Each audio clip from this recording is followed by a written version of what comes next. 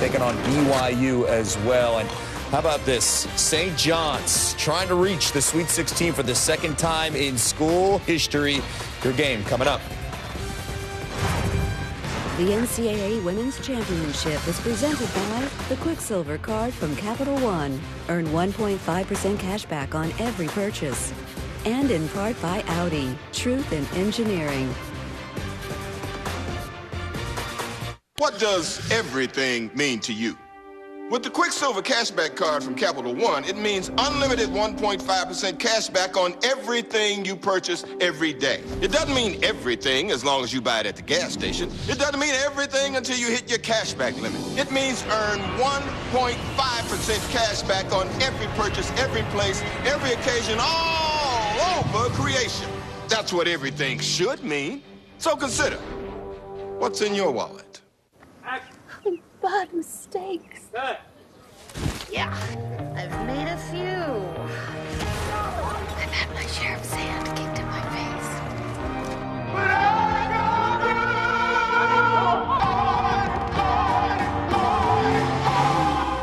You know how it goes.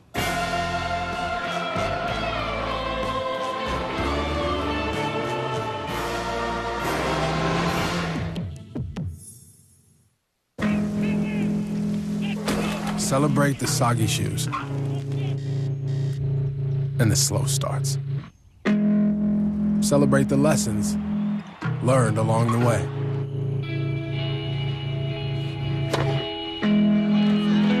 These are the wins. Not the shiny, nail-biting kind. These are the last a lifetime kind.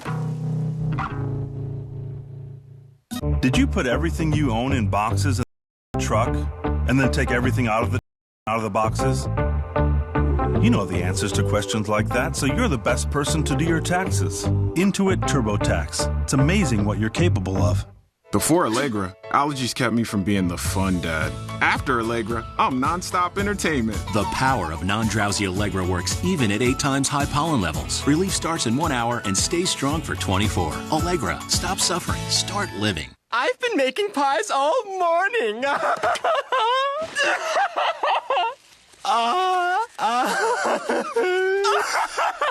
Good show! Jolly good show! Regular show, It's Anything But. Monday nights at 7:30, 6:30 Central. Only on Cartoon Network. Cartoon Network programming is brought to you locally by Furniture Warehouse, home of the $3.99 sofa. Buy today, enjoy tonight.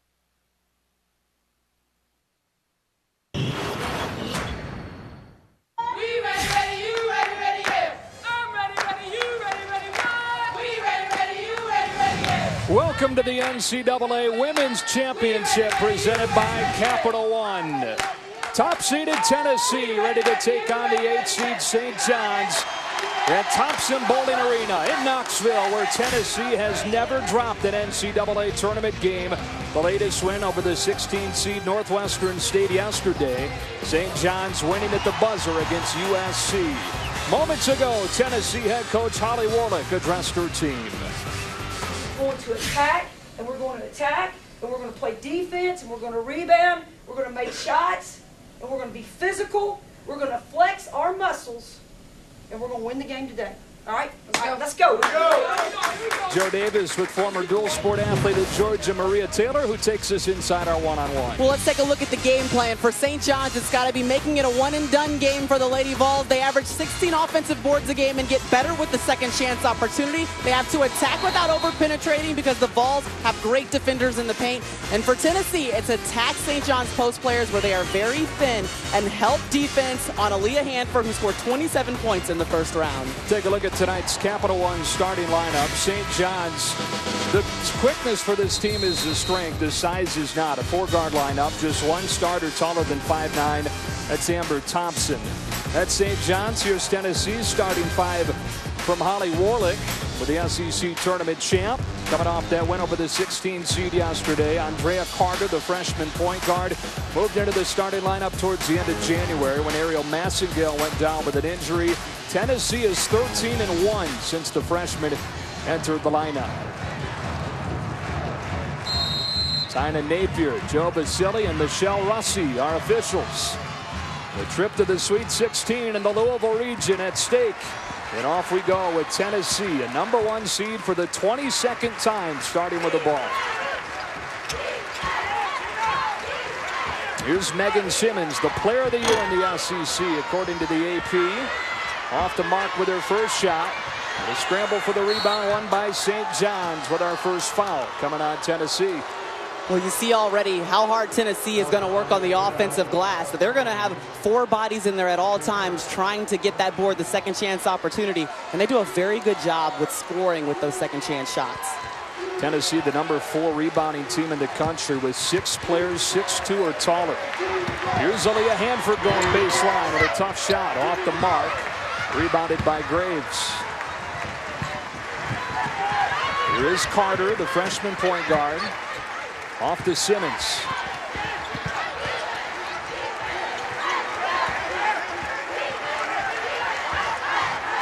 Burdick trying to use the Harrison screen. Harrison out to Simmons. That's a 3. The challenge for St. John's is they want to do a good job staying inside, keeping the ball out of Harrison's hands, but you have to be able to get back out and contest against Megan Simmons. Tennessee with that 70-46 win over the 16-seed Northwestern State yesterday. They had just a 2-point lead at halftime in that game. And they shot 58% in the second half to pull away. Harrison with a juggle. And then a jump ball. We'll send it to St. John's. Well, Bashara Graves really had the layup underneath the basket. It was a great pass by Sierra Burdick, who caught it at the top of the key. She had a great look for a jumper, too. That was just one extra pass you probably didn't need. Could have had the easy layup there under the basket. It'll be interesting to see how St. John's does defend Tennessee today with the lack of size as McPherson gets fouled going to the bucket. Well, I think right now what you're seeing from St. John's is they want to just attack. They're looking for that contact. We've already seen Hanford take it full steam into the basket, and now you're seeing McPherson doing the same thing. They're trying to get Tennessee in foul trouble. And St. John's driving despite that size disadvantage today at the shoot-around. Joe Tartamello talking about the need to score some points around the free throw line, pulling up, and if you're going to go inside, you've got to go hard. Yeah, and you have to pay attention to whether or not it's time to make the extra pass or if you're going to go up. But you have to recognize that there is a 6'2" post player going to be waiting inside for you to draw up. Here's Simmons getting bumped and fouled by Brianna Brown.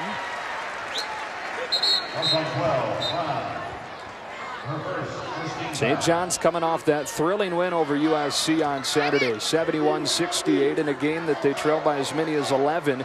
Didn't lead until the 3-minute mark, and Brianna Brown didn't score until the final seconds when she nailed that game-winning 3. But I like what she said. Her teammates had confidence in her, and she had confidence taking that shot. In fact, that's the sweet spot for her, hitting that corner 3. That's the way that it was drawn up. It was off of a ball reversal, getting it into her hands with her feet set. I mean, that's how you execute at the end of games in tournament time. Clock malfunction right now. Continue to run after the whistle. Here's that game-winning shot from the senior Brown. Joe Tartamello said they practiced this hundreds of times. She's made a lot. She's missed a lot. In fact, they practiced the play of shoot-around today. She bricked it. She did, but she only makes it, obviously, when the game is on the line. And that was a last-second opportunity for USC, but ultimately it was Brown who came up with the game winner. And it was just a great ball reversal. Langley, she gave up the 3. She passed it one more pass just because she knew that Brown was going to have her feet set and get a better look at the basket. Both of Brown's parents played college ball. She said her dad taught her that great shooters keep shooting. Dad played at NCAA. And she was 0 for 4 to begin the day before that game-winning bucket. They send St. John's here to the second round. They're trying to get to the Sweet 16 now. For only the second time in program history. Went 2012. Winning the first round action in Oklahoma, having to take down Oklahoma at its home floor in round 2. Already St. John's has switched up their defense, going with the 2-3 zone. Offensive rebound from Harrison and her first points. And that's what we talked about. You're going to have a lot of bigs crashing the boards for St. John's. It's very important that you make Tennessee one and done. I mean, they get highly efficient when they can get Izzy Harrison, get the board, second chance opportunity. She's very effective around the basket. Here's Hanford. Game high 27 yesterday for the unanimous first team all Big East performance. She does a great job coming off of ball screens. She can catch and shoot. She has a very quick release, so that's difficult to guard. They give Graves space. She feeds Burdick. Harrison is doubled, working around Thompson. Too strong into the hands of Graves, who pushed off. But they're going to get a foul on, looks like Graves, and it's her second. Well, it looks like Graves just gave a little bit of a shove in the back trying to get onto the offensive board against Grant. And you can see it there, just that last push off with her left arm. Grant doing a good job getting a body on Graves. That's what you have to pay attention to. That's the weak side of the defense. You still have to box out. Everyone has to be aware and find someone for Tennessee to get a body on. 6 players, 6'2" or taller for Tennessee. Only 1 starter taller than 5'9" for St. John's. Ball reversal finds Brown in that sweet spot that she won the game from yesterday on Saturday. And that's exactly how it rimmed, and it dropped on Saturday against USC, but it did rim in. Block gets caught on McPherson. Second foul on St. John's. And a roller coaster season for the Red Storm. They started 8-5, at times playing with just 6 players because of injuries and waiting for transfers to become eligible. And then won 11 in a row, dropped 4 in a row, and have won 4 of 5 coming into this one. Fouled on St. John's under the bucket. We've already seen a couple of fouls called deep inside of the paint. And you see here Izzy Harrison trying to get in to the paint, and Grant just underneath her, undercutting her a little bit. And it looked like she was trying to box out before the ball even went up. Again, Harrison getting doubled, so Burdick is open to take advantage. And that's exactly who St. John's wanted to challenge coming into this game. They practiced it in shoot around. They're going to be sagging off of Burdick to double team Harrison. Here's Denasia Grant. Out to McPherson for an open 3. And Harrison gets fouled, pulling down the rebound. Already foul number 4 on St. John's in the first 3.5 minutes of this game. St. John's got into foul trouble against USC. 4 of their starters went into the locker room at halftime with 2 fouls. Now, that's something that can happen today. They need all the depth that they can get against Tennessee, who can go right onto their bench and find a lot of spark. Yeah, 28 fouls on St. John's Saturday. And 1 player fouled out. They had 4 players with 4. You see how they're challenging Isabel Harrison to shoot. When she's above the free throw line, her defender is going to completely sag off and dig out whoever's in the post. Harrison leaving it short. That's exactly what this defense is trying to force. That's right. They want Harrison to turn around, realize she's wide open, and take that 15-footer. They want her to catch the basketball away from the hoop. Third one-and-done possession for Tennessee against this St. John's defense. Hanford couldn't hit from point blank. Rebound Russell. Carter got loose with the dribble and called for the offensive foul. 4th on Tennessee. Lady Vols trying to get to the Sweet 16 for the 32nd time in 33 years of this NCAA tournament. Dodgers Padres, Sunday at 8. Baseball rules on ESPN. You know what matters? In today's prepackaged, 1-click, mass-produced, cookie-cutter, insta-everything world. What matters is human touch.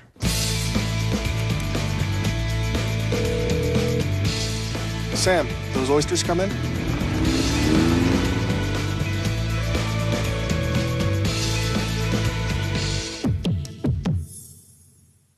Your allergies bring more than sneezing and itchy eyes. They also bring tough nasal congestion. So you need Claritin D. It combines the leading non-drowsy antihistamine with the powerful decongestant all in one pill. So blow away nasal congestion fast with Claritin D.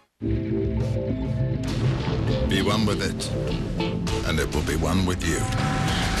Be one with your tires, and the road will be one with you. Hankook Tires. Are you okay, Mom? Yes, I am.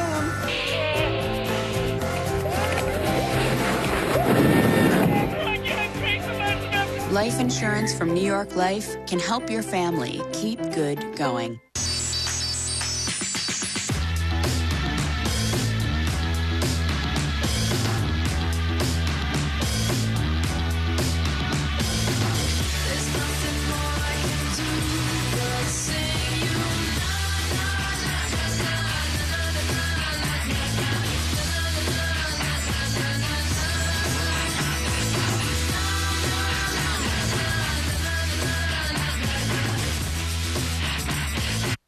Have you guys heard about probiotics?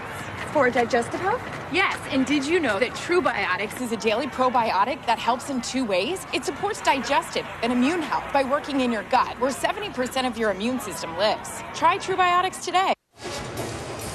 Tennessee is 53-0 in NCAA Tournament home games in program history. 41 of them coming in this building. Trying to get one more to get into the Sweet 16 in the Louisville region. KFC Yum Center coming up next weekend. Take on the winner of Texas, and as good of a 4 seed as you're going to find in Maryland. I mean, I love Alyssa Thomas, what she's able to do. That point forward position, they call her baby Bron for a reason. St. John's has started 1 of 6 from the field. Offense has never really been a strength for this team. It's been defined by defense all season. Hanford work in the middle of that zone. Popped out on her, and Russell pulled down her second board. Well, Tennessee running a 3-2 zone right now. Hanford, she's trying to get into the guts of it. That's the shot that St. John's wants. They worked on it in their shoot-around, getting the ball into Hanford and letting her work from there. Normally you see a play with better length running the free throw line, but she's simply their best player. Yeah, she's the most creative playmaker. You want to get the ball to her in the guts of the defense. Shot clock winding down to 6, and Burdick launching a 3. And that's exactly what Sierra Burdick has to do if St. John's is going to challenge her to shoot. They're continuing to sag off of her, give her a little bit of space. If she's going to knock down the shot, St. John's might have to come up with a new defensive plan. Thompson, Hanford's wide open. Best sophomore season in program history for Aaliyah Hanford. She scored in double figures in 29 of the 33 games for the Red Storm.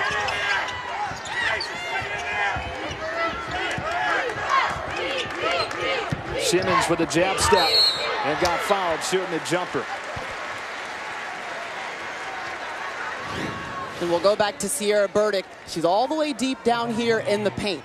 Now she's going to be working hard to get wide open, but you're going to see that St. John's, they're not really looking to go out and guard her. They're saying, Sierra, go ahead and shoot it. You'll get a light little challenge here, but that's not who McPherson wants to guard. She wants to stay inside the paint and dig the ball out just in case it gets into Harrison or Mercedes Russell. That's the thing with this plan. You're gambling if you're St. John's, a team that's the best defensive team in the Big East in conference games this year. But this plan tonight, totally different than anything they've done this year. And they're so used to guarding the three-point line. It's difficult to ask a team within just 2 days to turn around a game plan that fast, that's used to getting out, guarding that three-point line, to sit back, sag in, and let's go ahead and play inside out. 4 early points for Megan Simmons. The first pressure we see from Tennessee. Last touch by St. John's. Nice little bit of token pressure, just a three-quarter court press. Tennessee just trying to slow St. John's down a little bit. They love to play in transition, so they went with a little bit of pressure. It's a Tennessee team that's won 8 straight, 14 of its last 15 since a 4-4 stretch, which is unheard of around these parts. Came in the middle part of the season. The turnaround really has coincided with them recommitting to going inside.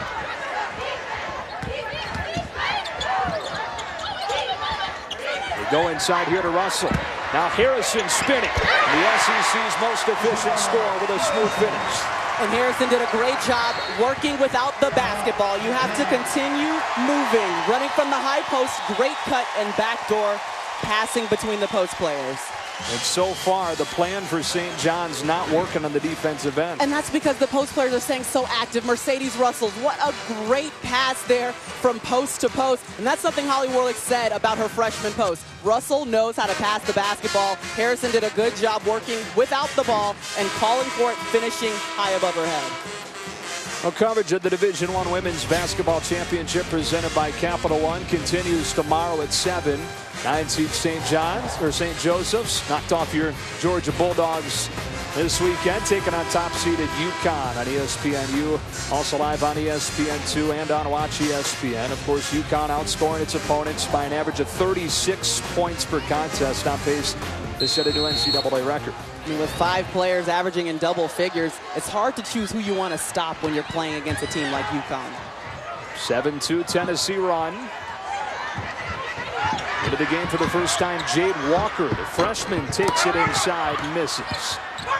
Thompson battles for the board, and Walker on the second try gets her first points. Well, I like having Walker in the game. She brings a little bit more size in there, so you can battle a little bit harder on the offensive board with Thompson and Walker for St. John's. See if they'll be able to play off each other on offense. She had 9 off of the bench before fouling out yesterday. Simmons with room for the jump.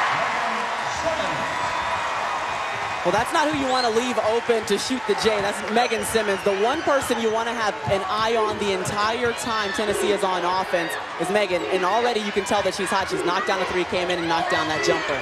One of 5 2,000-point scorers in program history. She's got the ball with a push for Tennessee.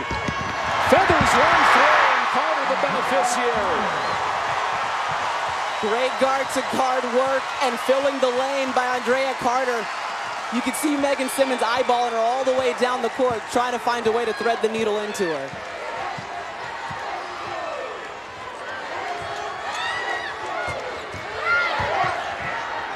Hanford trying to create. Simmons with the defense on her. Shot clock inside of 10. And nothing doing for St. John's. McPherson freed up by the Thompson screen. Hanford knocks down a baseline jumper. Great play by McPherson to get into the guts of the zone, but pull up or pass out. You got to drive and kick against a defense with 6'6" in the middle.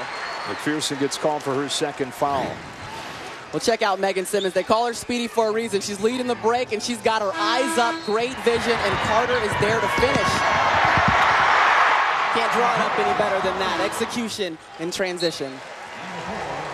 Over the last few games, Simmons has struggled some. Early on this season, she was pressing, trying to do too much to carry the team. And unfortunately right now for Tennessee, at least coming into this one, that was resurfacing again. Yeah, and it even felt like on Saturday that she was pressing a bit too.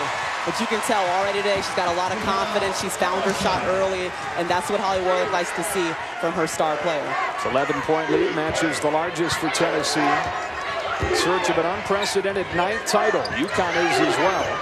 Tennessee trying to get back to the Final Four for the first time since 2008. St. John's is having some success when they get the ball into that pinch post area, the high post. They can play a little bit of a high-low against the 3-2 zone Tennessee's running. Megan Simmons.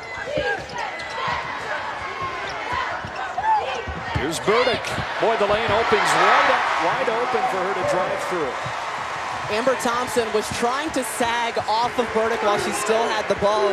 Burdick recognizes it and goes straight into the lane. Here's Aaliyah Lewis, freshman point guard, into the game for the first time.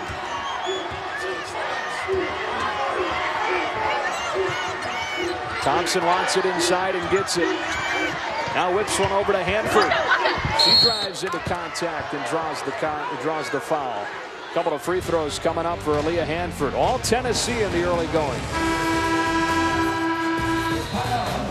Congrats on the new car. Thanks. The dealership reviews on cars.com made it easy, but We thought it might be a little more tense. You missed the drama. Yeah. Ask him whatever you want. okay. I think my sister's prettier than me.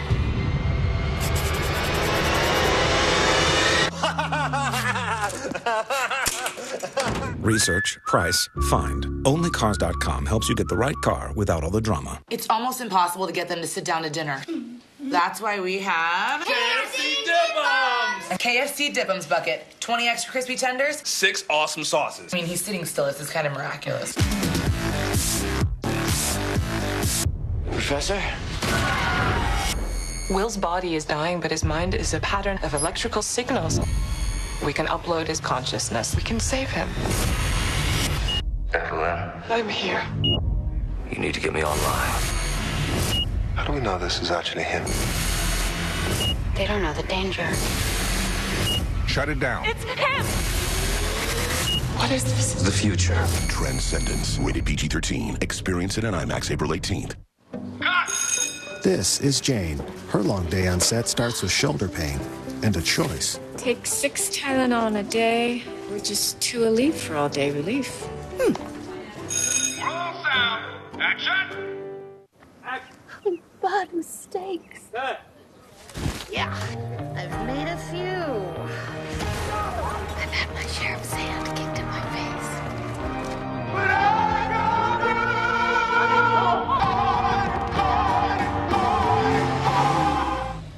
night, guys.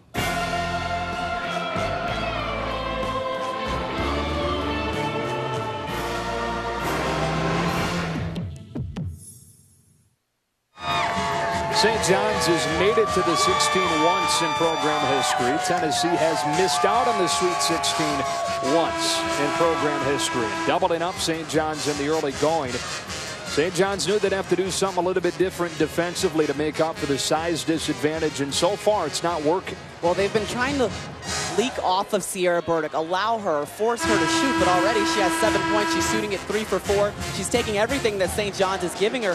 So it's just throwing a little monkey wrench inside of that defensive plan that St. John's was looking to work.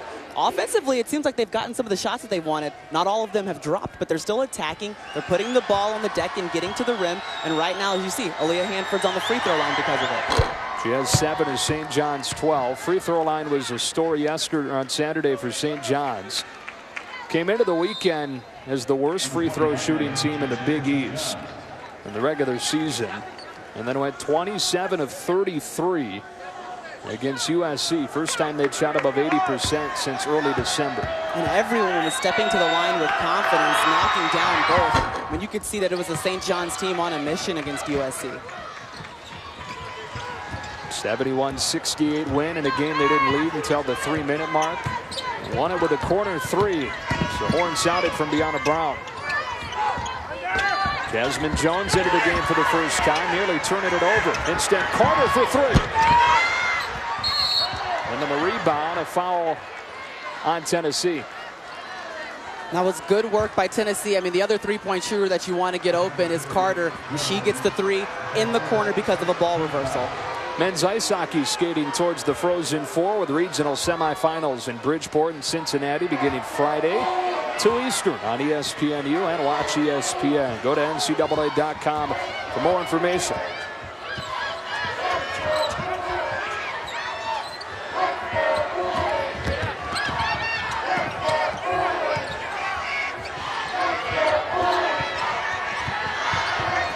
Dangerous pass, somehow pulled in by Thompson. With the shot clock winding down, Thompson against Russell. Offensive rebound from Grant. Her shot wouldn't go. And Mercedes Russell, who had 12 points to match her largest total since early in the season yesterday, is off to a good start in this one as well. Mercedes Russell did a great job defending inside without fouling. The laws of verticality reign true with 6'6" in the paint. I mean, she just made sure she kept her body out but went straight up for the ball. And Jasmine Jones was in the act of shooting, so headed to the line for 2 shots. It's already 7 fouls on St. John's. So Tennessee into the bonus. And Jade Walker into the game. Elantra Langley sits down. Well, a lot of the fouls are coming on help defense for St. John's. They're just trying so hard to recover, but it seems like Tennessee is just one pass, one step ahead of their defense. So it seems like they're caught off guard a little bit and being caught in the body. 1 of 2 for Jasmine Jones. That one's thrown nearly away. Thompson with a great catch and finish. I wasn't sure if that had a chance, but Lewis was looking the ball right into Thompson's hand the entire time. She had a double-double on Saturday. Here's Simmons pulling from 3. Leaving it short. 10 points and a career-high 17 boards for Thompson in that win Saturday. Hanford drives and finishes. And this is the attacking St. John's that you have to be excited to see. That's in transition. Just don't stop. If you're given a lane, just continue to go and get to the rim. And you see Lewis, I mean, she's being very aggressive on this pass at first, but luckily Thompson's able to sky up and grab it, pull it in with one hand, and finish. And this is great work in transition. The pass by Grant, it's a cross-court pass. Hanford, just a little bit of a hesitation, gets Carter off guard, goes right around her to the baseline. That's what St. John's has to continue to do. I think they're going to score their points early in the shot clock. It's going to be before Tennessee has their defense set, because once Tennessee's set, that size can really take effect. They can really guard the paint and make it difficult for St. John's to get 2 feet in there. Remember, Aaliyah Hanford doesn't shoot threes at all. I mean, she's looking to get in the paint. She shot 0 threes and scored 27 points against USC on Saturday. She literally has not shot a 3 this season, and she averages 16 a game. Sophomore from Newark, New Jersey. And it's just showing you the kind of game that St. John's wants to play. They're not looking to get a ball reversal and knock down a three on you. All they want to do is dribble, penetrate, which makes it difficult. It makes you foul a lot because they're looking to get in your body. Which was why that three to win it yesterday was so surprising. Burdick rattles one out. Thompson with a rebound. St. John's on a mini 6-1 run to get back into this one. Hanford turning the corner.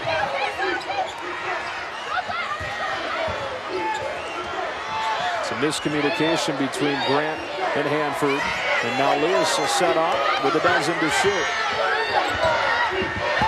Hanford hops inside. Through contact, can't finish. Thompson down to the floor with a tie-up, sending it to Tennessee.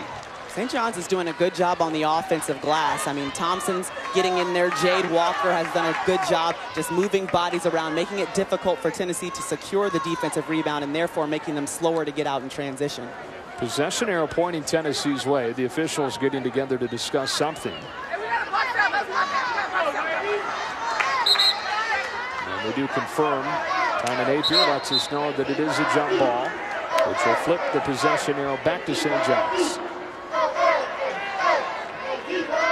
When Tennessee does a good job getting back in transition, everybody getting a foot in the paint and checking up very fast, they've done a good job slowing St. John's down on the offensive side of the ball. It's just important that at least two guards sprint back so that somebody can stop the ball. The defense has been a theme all season for Tennessee after that loss in the Elite Eight for a third consecutive season. They gave up 86 points to Louisville last year in the season-ending loss. At times the defense has been good. At times they have struggled to stop teams with penetrating guards like St. John's has. Yeah, Holly Warlick said, she's like, sometimes that's our demise. It's just them getting into our body, not being able to guard the ball handler. But they've worked a lot on it. A lot of drills, working on sliding your feet, working on just being smarter, and that help defense rotation has helped them get better at guarding penetrators. Burdick and Simmons with the miscommunication.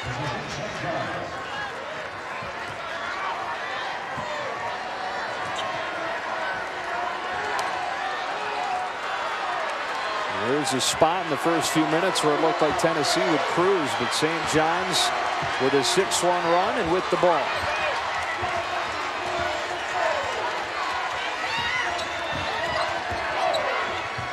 And again, it's important to get the ball into the high post if you're St. John's against this zone. They skip it to Grant, who collects her first points of this NCAA tournament. And she was someone who was non-existent in the win against USC, was only able to play 12 minutes because of foul trouble, and it's very important that she be effective in today's game. Second leading scorer for this team on the season. There's a travel, and St. John's starting to feel it. Red Storm within 3 against top-seeded Tennessee.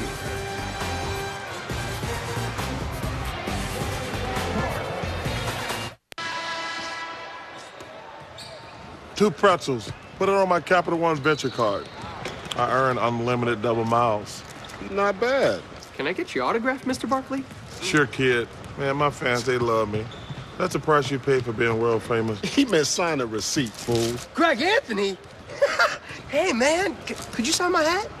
He wants my autograph. Earn unlimited double miles with no blackout dates from the Capital One Venture card. What's in your wallet? Pacers is another team that don't like us. 1, 2, 3, hey. Since they hate us, then I guess we got to return the favor. You're the defending champions, so you want to beat the defending champions. It's the top 2 teams in the East. Every game against these guys is going to be a statement game. We're fighting to be the top dog, the last man standing. They're a team that you have to go through to get to where you want to get to, and that's the finals. The Beasts of the East collide. Heat, Pacers, Wednesday at 8 Eastern on ESPN, presented by State Farm.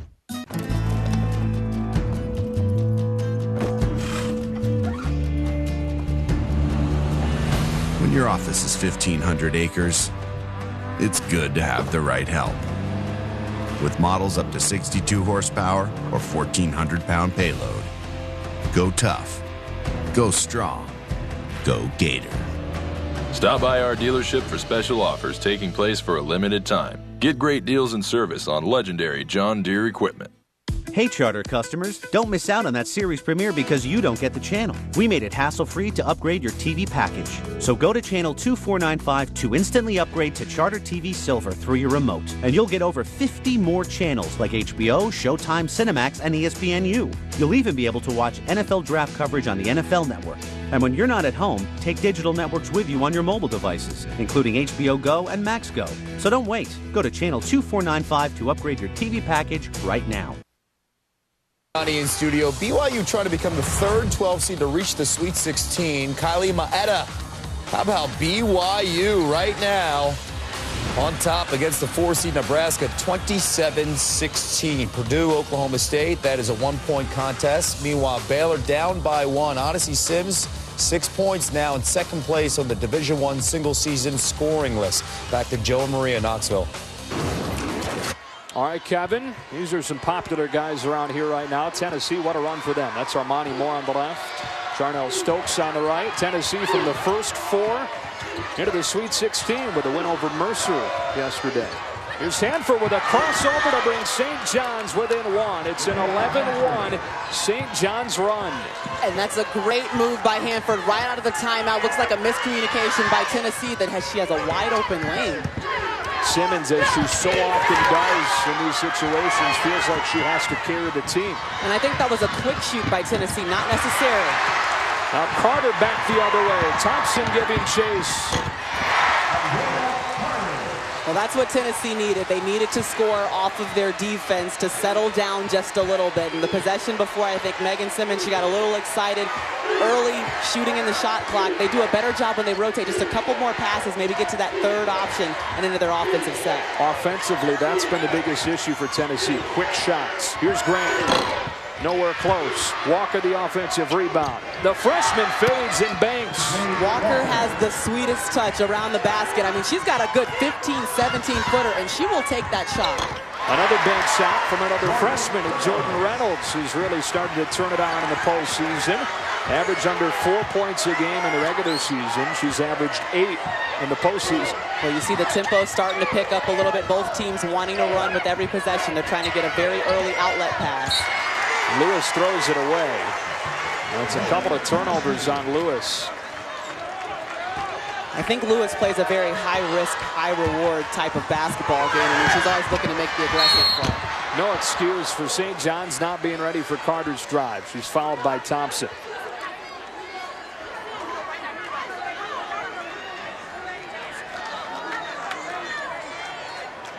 I think Tennessee is getting in a little bit more of a groove with whether or not they want to run in transition if they do have that first shot. I mean, if you have the lane wide open, Carter made the right decision. I mean, the defense was a little bit late to attack her, so she's taken off into the rim. Talked about St. John's being so good at the line on Saturday. Tennessee was as well. Season best 17 of 18 at the stripe. 1 of 2 on this trip for Carter.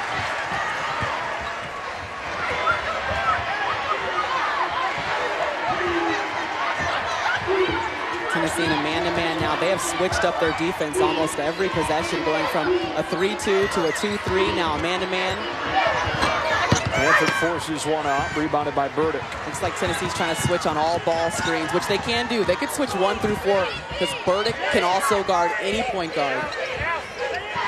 Once again, St. John's trying to deny the post, and Burdick bullies her way inside anyways.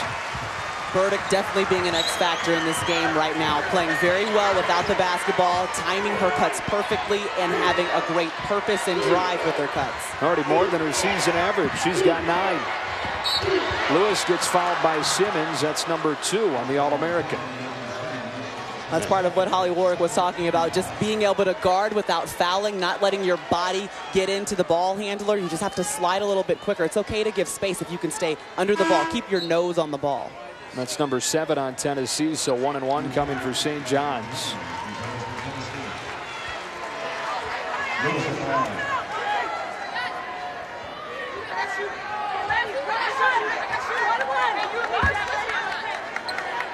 And Leah Lewis, who logged significant minutes early on with an injury to Gina McPherson. This is the front end. Jones gets it knocked away. Good hands by Grant. St. John's looks to push. Grant to the rim, but unable to finish. And now Tennessee back the other way. I like this decision by Grant to go ahead and push that in transition. Even though she saw Harrison, if you can loop around her, go for it. Good job by Thompson to go straight up there. The defense is getting better in the post. I mean, you can see both teams are playing straight up, trying not to get fouls in the paint. And now a bad foul on Jasmine Jones. It'll send Aaliyah Hanford back to the stripe. Coverage of the Division I Men's Basketball Championship Regional Semifinals beginning Thursday on CBS and TBS at 7 p.m. For more information on game times and listings, go to NCAA.com. Those guys getting ready to take on Michigan in the Sweet 16 and being shown on the video board here at Thompson Bowling Arena, drawing a big hand from the crowd. There's a time where it didn't look like Tennessee would even get into the field. Got in the first four. They made their way to the Sweet 16. A pull-up off the back iron from Reynolds. That's part of the quick shooting that you see sometimes. Even though the shot is there, there's probably a better one that you could have had. You rotate the basketball around a little bit more, maybe getting the ball into Mercedes Russell's hands, who 6'6", has that size advantage in the paint. Hanford crosses over with the left hand, finishes. I love the way Hanford, shows absolutely no fear, just taking it to Jordan Reynolds, daring her to guard. Another quick shot. Jones follows it. And a whistle, foul coming on St. John's. Hanford's so good in space. Oh, she has so much speed and just very creative. She's good with the hesitation. Look at that. It's hard to defend. Just when you think that she's going to go right, she crosses it back over into her left, and the move comes so fast. It's hard to stay under the ball. She forces a lot of teams into foul trouble because of the way she's able to create off the dribble. You do not have to create an offense around Hanford. Just give her the ball. Put it in her hands. And let her make something happen. Her team plays well off of her. Already 14 of St. John's 26. The foul was number 9 on St. John's. Jones earning the second free throw. Jasmine Jones, she's the best defender that Tennessee has. Coach Warwick said coming into the game, she thought that Jones, maybe Burdick, they'd be the ones switching up, going in and guarding Hanford when they were not in the zone.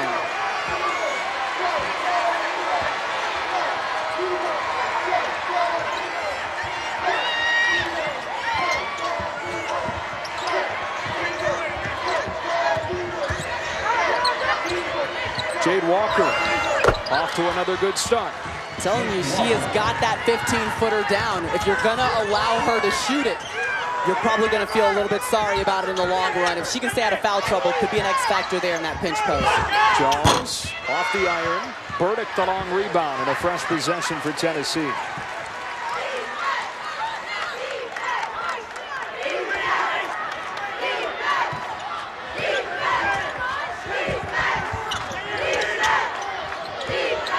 Jones can shoot it from outside.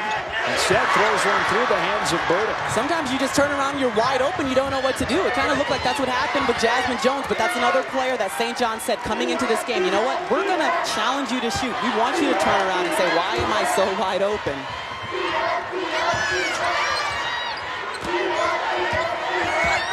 St. John's has stuck with that plan defensively, and it's improved over the course of this half. Shot clock winding down. Lewis, way too strong.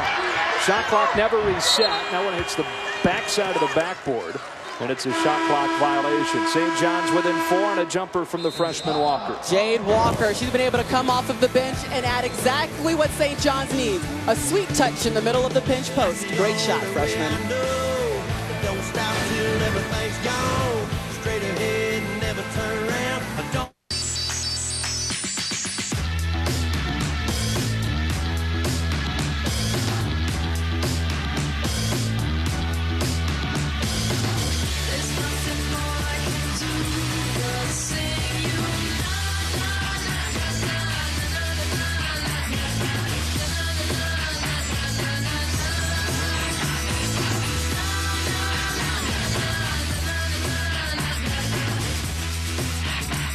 All right, guys, let's huddle up here and talk probiotics. For digestive health? Yes, and did you know that True Biotics is a daily probiotic that helps in 2 ways? It supports digestive and immune health by working in your gut, where 70% of your immune system lives. Try True Biotics today.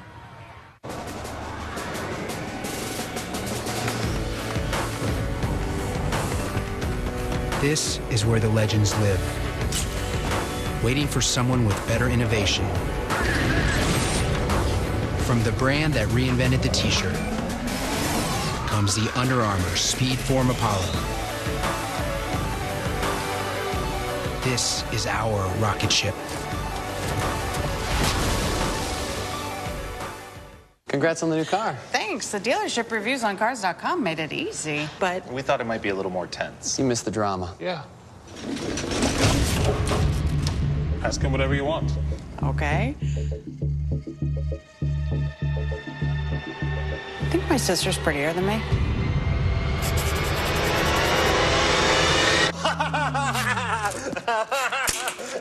Research, price, find. Only Cars.com helps you get the right car without all the drama.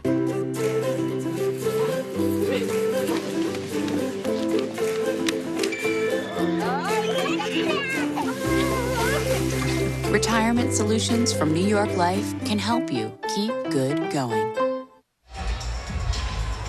Tennessee is led by as many as 11, but the Red Storm is charged back into it within 4 inside of 3 minutes in this first half.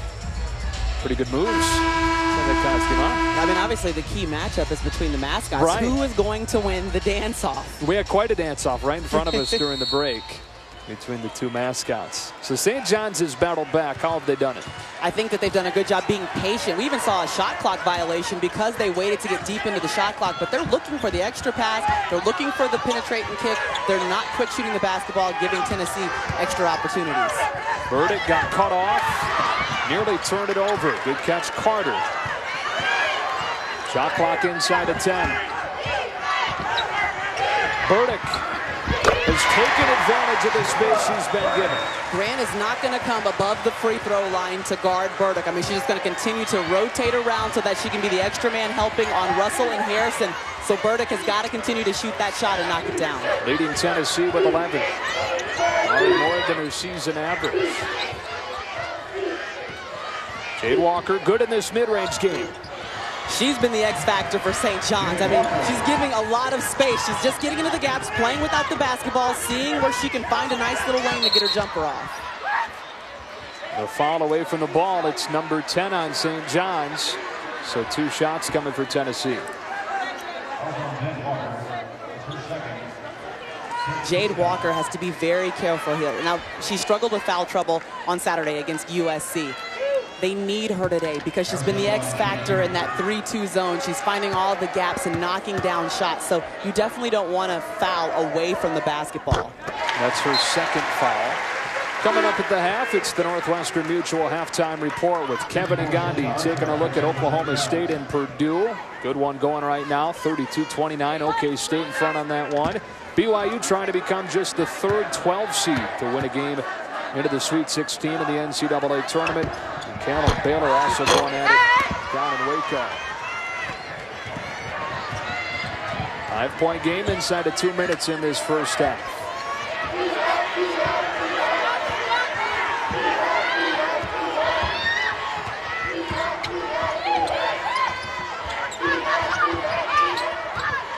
Now there's no Jade Walker on the court who can knock down the 15-footer in the gap of this zone.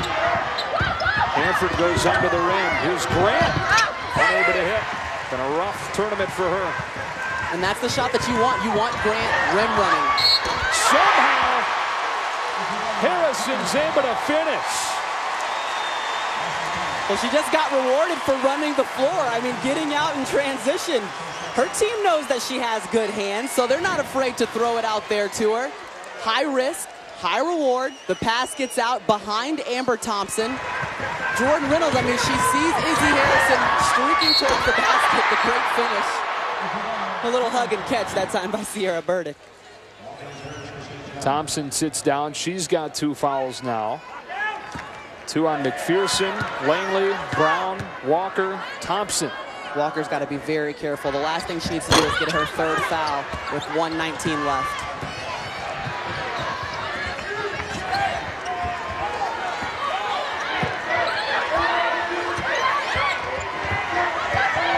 St. John's committed 28 fouls in the first round win on Saturday. They're already into double-figure fouls in this one. Fast break opportunity for Burdick. A little bit too fancy. We'll stay on this inside of a minute in the first half. That's just great work staying out in the passing lanes by Tennessee. Walker caught the ball on the baseline. She did not have an outlet. Tennessee did a good job knowing that the ball was dead, covering up everyone else.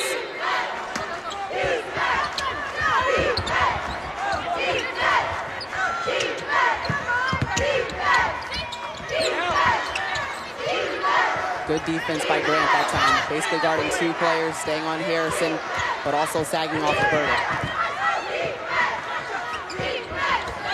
Mercedes Russell turns it over and then fouls Grant. And Grant will head to the line for a 1-and-1. You know, Grant might not be having the best offensive output, but she's doing a great job on the defensive side of the ball. The coach is asking a lot for her, telling her that she's basically going to sag off of her player the entire night and be the best helper that she possibly can. That's exactly what she did against Russell as soon as she made the catch. She was right there, ready to dig it out. Great help by Grant. It was only a 59% free throw shooter. This is a 1-and-1. Scoreless on Saturday. She's got 4 in this one. Only able to play 12 minutes because of foul trouble. Coming into this game, we knew that she could possibly be an X factor. Second leading scorer on the team. They needed some output from her, but not only that, what she brings to the court. I mean, that's experience, game time experience that they have. They need Grant on the floor. Joe Tartamella joked with her at the shoot-around today and said, they're not going to be ready for you because you didn't really play Saturday, did you? She said, you didn't really do anything. You didn't do anything. She said, I didn't play. There you go. Burdick pulls up. What a first half for Sierra Burdick. 13 to lead Tennessee. I love the confidence that Burdick has in her whole team. I mean, they're just giving her the ball in stride, saying, knock it down, C. We know that you're being left wide open.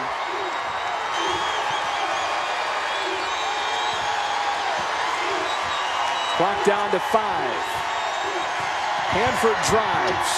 Kicks. Lewis closes the half with a corner 3. Great work by Hanford. The extra pass out to the corner. That's the lift that St. John's needs going into the locker room to feel good about this game. Tennessee led by as many as 11. St. John's within 4, trying to get its second trip to the Sweet 16 in program history. And Tennessee trying to get there for the 32nd time in 33 years. Hanford doing such a good job, drawing all the defenders and kicking it out at the last second. I love the confidence Lewis has in knocking down the shot. They like this last second shots here. Yeah, absolutely. Second time they've beaten the horn with a 3 out of the corner this weekend. Now it's the Northwestern Mutual halftime report with Kevin Agandi. Joe, Maria, thank you so much. Northwestern Mutual halftime report in the studio. Kevin Agandi, Kara Lawson, and Rebecca Lobo. 4-point game in Knoxville. What is St. John's doing so well to keep this such a close game? Well, first of all, how often do you get an Aaliyah to Aaliyah highlight with the pass and the score at the end there? I think St. John's has done a really nice job on the defensive end. They're packing it in on Tennessee. You know, Tennessee's done a good job when they've gotten the ball inside, but oftentimes this year and in this game, they haven't done that. And then St. John's the other way has done a terrific job keeping Tennessee off the offensive glass. They're undersized, but Tennessee only has a couple offensive rebounds. You know, before the game, we talked about Tennessee and their perimeter defense, how they would check Aaliyah Hanford and her quickness in the half court. They have not done a great job of that, and her ability to get into little spots on the floor and make plays has been pivotal. Sierra Burdick's done a nice job for Tennessee, though, finding some gaps, making some timely cuts. We've had some very, very good games. Let's go to a good one right now in Waco. 2-7 matchup. Baylor and Cal, both teams knotted up. Pam Ward, Carolyn Peck on the call. Cave again. They know her as KK. She's got 8. I welcome everyone to Waco, Texas. Pam Ward along with Carolyn Peck. This is a second-round game in the Notre Dame region, and it has been a beauty so far. Baylor just leading Cal by 2. Make it another tie as Courtney Range gets her second basket.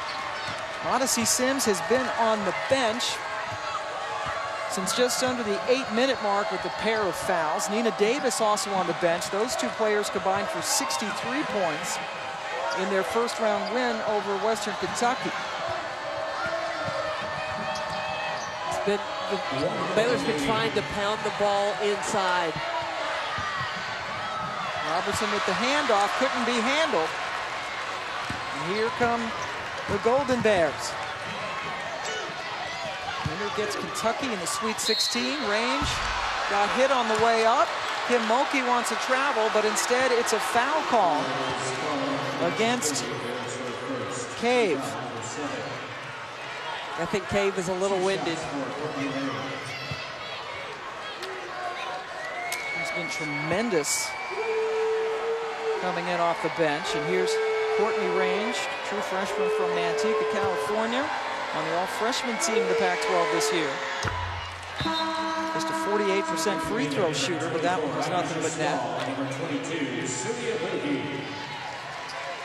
Coming up on the Northwestern Mutual halftime report, we'll have look-ins at what's going on with Tennessee, also Oklahoma State playing Purdue, and BYU beating Nebraska last time we looked. Kevin Nagandi, Carol Lawson, and Rebecca Lobo all over it for you.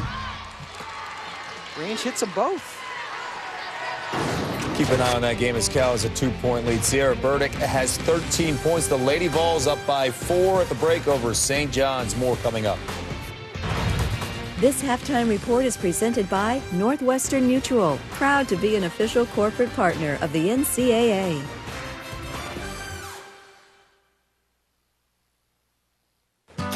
This is Mike. His long race day starts with back pain and a choice. Take 4 Advil in a day, which is 2 Aleve for all-day relief. Pizza Hut's already a dynasty of pizza greatness. Now they're going for the 2-peat, delivering award-winning wing joint quality wings here in our Wing Street kitchen. Wouldn't it just be repeat? No, it's a 2-peat. Pizza and wings. They're always kitchen fried and hand tossed in 8 signature sauces, and then this guy delivers them right to you. We call him the closer. Who calls me that? I do. I did. Just now. Get 8 bone-out wings for $5 or $1 more for bone-in. Go for greatness. Wing Street from Pizza Hut.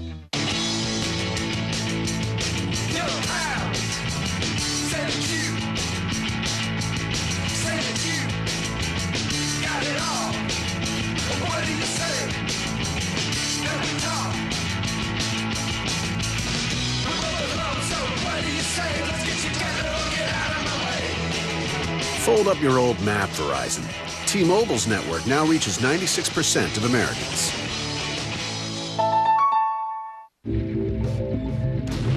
Be one with it, and it will be one with you. Be one with your tires, and the road will be one with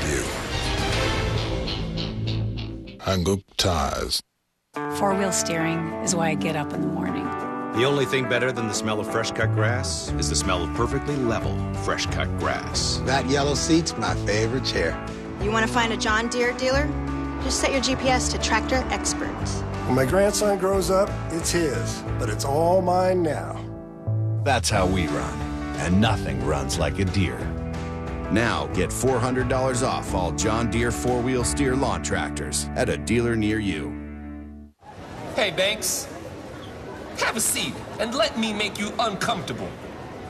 Up those grades, son, or the only position you'll be playing in college is sitting on me. You're still awake? Have a seat on old Mr. Bench. At least your buns will fall asleep. Is this the one about the high school hotshot who gets benched in college? Hey, man, T, who down? It's a tearjerker! This telecast is copyrighted by the NCAA for the private use of our audience. Any other use of this telecast or any picture, descriptions, or accounts of the game without the NCAA's consent is prohibited. This is the Northwestern Mutual halftime report. We're going to win because we're going to play this game together. Goes behind the back, another three. You get tired and you don't show it. Dig a little deeper when you think you can't dig no more. That's the only North Carolina comes from behind to knock off UT Martin. That's the only way I know.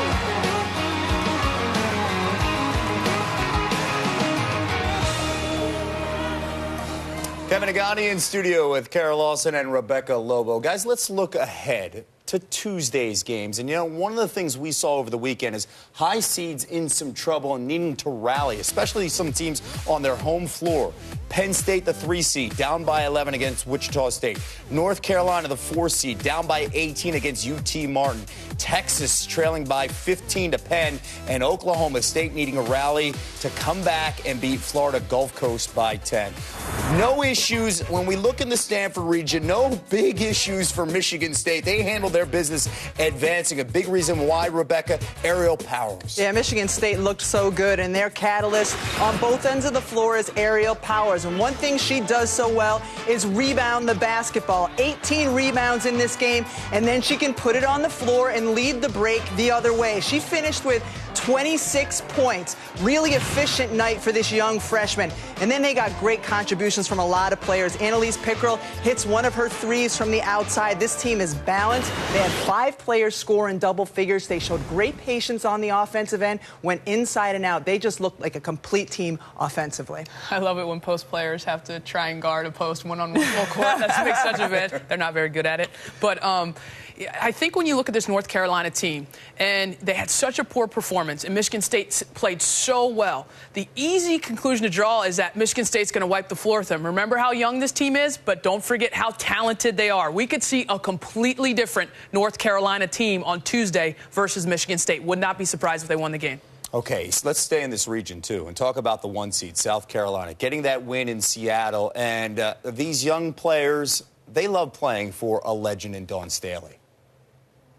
Playing for Coach Staley, well, it's an honor, first of all. I think of it every day as a privilege to play for somebody who's impacted the game the way she's impacted the game. I was starstruck a little bit when she first started recruiting me, when I got my first phone call from her. Dawn Staley wows them with the highlight material. It's just amazing just to know that she accomplished everything that I want to accomplish in life. With the whole Hall of Fame thing, I was just like, that's my coach. I can say that's my coach. To my players at South Carolina, you made my transition easy. Stick with me. We'll be national champs.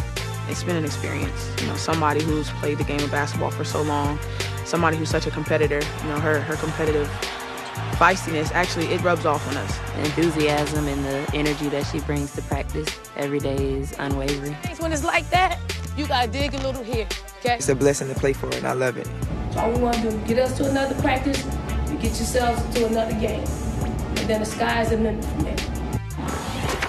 There's no surprise. I don't hide it. I'm from Philadelphia. So growing up, we all read about the Dobbins Tech legend, the guard, and that was Dawn Staley. And then she came back to Philadelphia to turn the Temple basketball program around. You guys are very familiar with her, playing with her, for her. What's it like? What makes Dawn Staley so special?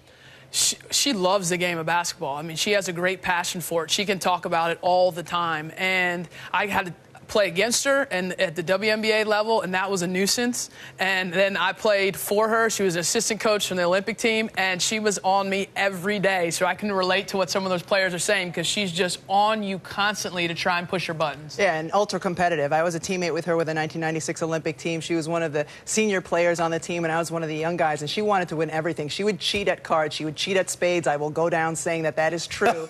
Because she just wanted to win at everything she's done. And think about it. It's not like that South Carolina had been at the pinnacle before and she had to get them back. She's starting them from ground zero, and they're contending perhaps for a national championship. Audience wants to know, did you cheat at cards? Never. I beat her in Papa-Shot one time. Did you really? I got you in Papa-Shot. Don't forget that, man. Oh, I'm sure she remembers that as well. Okay, South Carolina takes on Oregon State tomorrow night on ESPN2. More after this. This halftime report is presented by Northwestern Mutual, proud to be an official corporate partner of the NCAA. Hey, have you guys heard about probiotics? For digestive health? Yes, and did you know that True Biotics is a daily probiotic that helps in 2 ways? It supports digestive and immune health by working in your gut, where 70% of your immune system lives. Try True Biotics today. That's what I taught you how to do it, yeah? Too good, too good, too good, too good, too good. Keep pedaling, keep pedaling, keep pedaling. Life insurance from New York Life can help your family keep good going.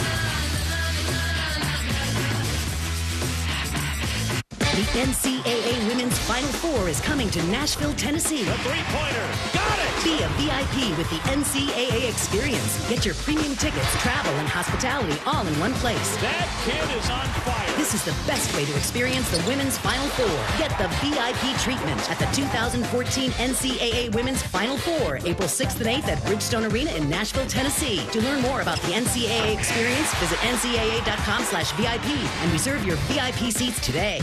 For better or worse, old or new, your car's true beauty is on the inside. It's you. Who cares what your car is if you can't drive it? Safe Auto gets it. Without the right car insurance for the right price, you aren't going anywhere. So get covered, meet the potential you, and love your car. Because what drives us drives you. Safe Auto. Call, click, and enjoy the road ahead. Does everyone go this far to bring you the tastiest wild-caught seafood? Long John Silver's does. And now lobster bites are back. Buttery, crispy, wild-caught 100% Norway lobster tail. Catch them while they last. Long John Silver's. Think fish. Before Allegra, allergies kept me from being the fun dad. After Allegra, I'm nonstop entertainment. The power of non-drowsy Allegra works even at 8 times high pollen levels. Relief starts in 1 hour and stays strong for 24. Allegra, stop suffering, start living.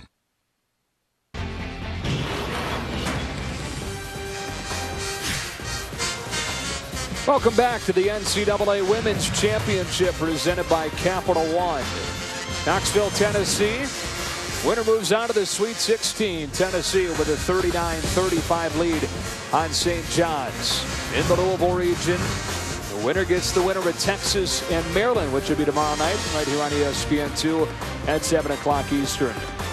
And we welcome you back courtside. Maria Taylor, Joe Davis. Well, this thing was an 11-point game at one point, and it looked like Tennessee might pull away, but St. John's sticking with its plan and sticking in the game. Well, they forced some turnovers. They've picked their spots when they want to run in transition and done a good job being patient in their offensive set, making the extra pass, penetrating, and kicking when it's necessary.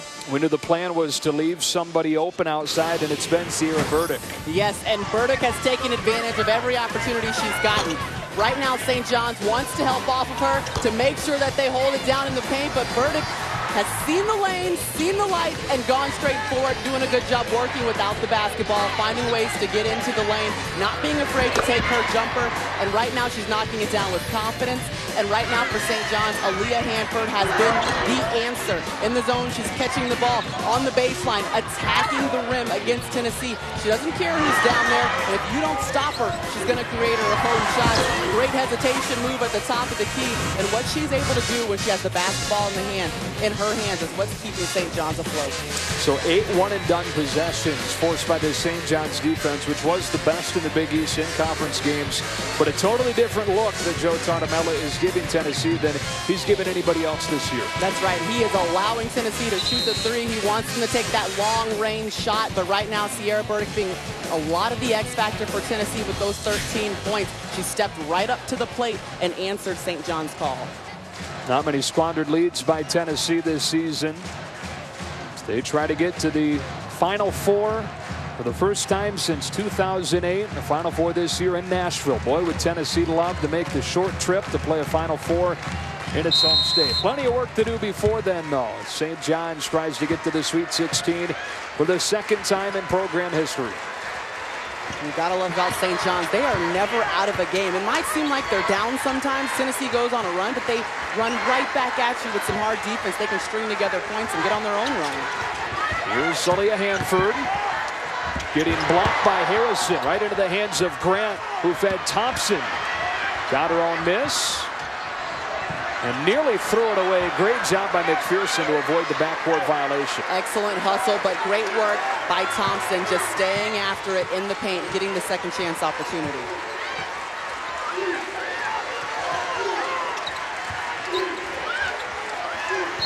Brown traveled.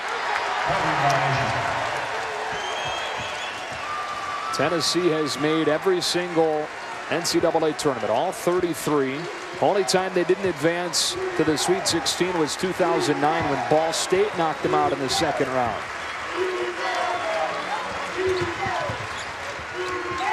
Here's Harrison. Range to about right there. Instead spins inside. Can't get the roll. But got her own miss and got fouled. And that's because Graves doing a great job staying after the basketball. This is something that Tennessee does so well. They get on the offensive glass. They average 16 offensive boards a game, and that's because they stay so active away from the basketball. Here's Graves just even getting a hand on it allows Harrison to have an opportunity to tie it up and get fouled. That's number 3 on Brianna Brown. Foul trouble again for St. John's, which committed 28 fouls in the win on Saturday. And there's not much depth on that St. John's bench. Really only an extra point guard and an extra forward. Here's Megan Simmons. Off the mark. And that rebound tipped out to McPherson for St. John's. Simmons 7 points in that first half, but a couple of turnovers with her pressing the issue like she sometimes does. She also got into foul trouble, had to spend some time on the bench. Maybe that gave her an opportunity to get into the flow, be able to sit on the bench, see the flow of the game. McPherson turned the corner and headed to the foul line. That's not what you want if you're Megan Simmons, who already had to sit out earlier in the first half because of foul trouble, but doing a great job, always attacking the basket. That's McPherson. This is what St. John's likes to do. They like to force the issue. If you're not going to do a good job staying under them and guarding, keeping your nose on the basketball, they're going to turn the corner. They're going to attack the rim, see if they can get to the free throw line. We talked about it earlier tonight. St. John's coming into the tournament, the worst free throw shooting team in the Big East. Had one of their best free throw shooting games of the season on Saturday, but they're just 5 of 9 at the stripe in this one.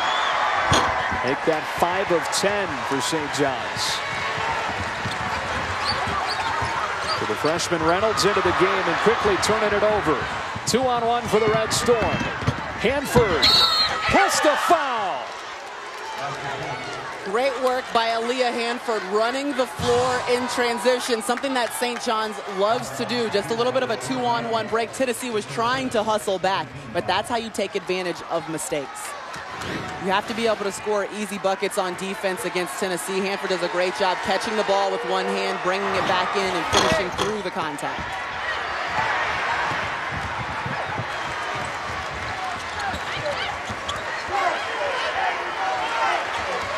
These fans at Thompson-Boling Arena, by tradition, stand until Tennessee gets its first bucket of the half. Carter given room and getting fouled by Grant. It's number 2 on Grant. Already the second of the half on St. John's. Well, Grant's trying to fight over the screen that Graves is setting at the top of the key. Just got a little bit too much of the body into Carter.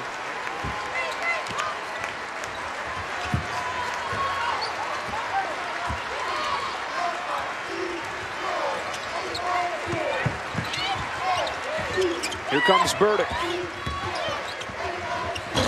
A little bit too strong. Langley the rebound. Tennessee 2.5 minutes without a point in this half.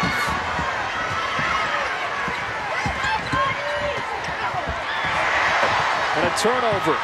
Here comes Carter. Graves back to Carter. But they wave it off with an offensive foul. And it's number 3 on Graves. Well, great work by Langley. First of all, having to guard 2 players. That was a 2-on-1 break. But Langley, she's just going to get there early, get outside the restricted area, get her feet set, and wait for Graves to come down into her. I mean, this is pretty solid defense. That's all she had the opportunity to do. Langley, if you're defending there, you can attempt to take a charge and see if you can eliminate what should have been an easy break.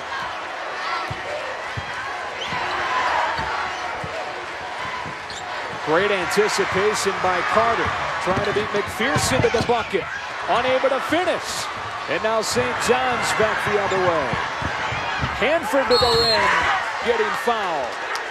And a couple of shots with a chance to tie this game for St. John's. So that's 2 back-to-back easy transition buckets for Tennessee, but we're not able to convert off of it. And here's Hanford taking advantage. Look at that, just a short little hesitation. She's attacking Harrison. She's challenging the bigs to come up and make a play on her, but notice, they never block her shot. She does a great job of keeping her body in between the ball and the defender.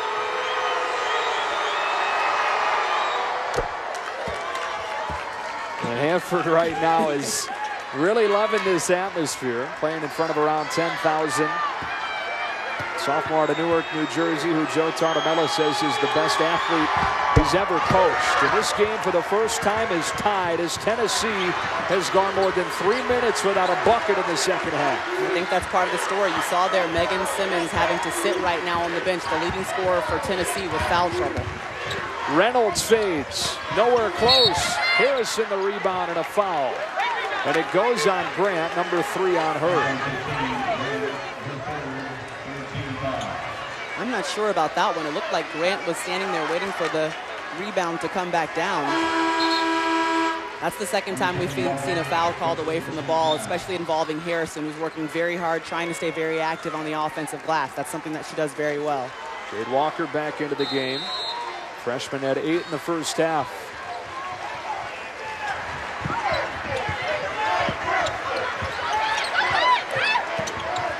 These folks getting sick of standing. Looking for that first bucket of the second for Tennessee. Harrison wants it inside. Tried to enter it, but was batted away. Now Burdick to Carter. Carter.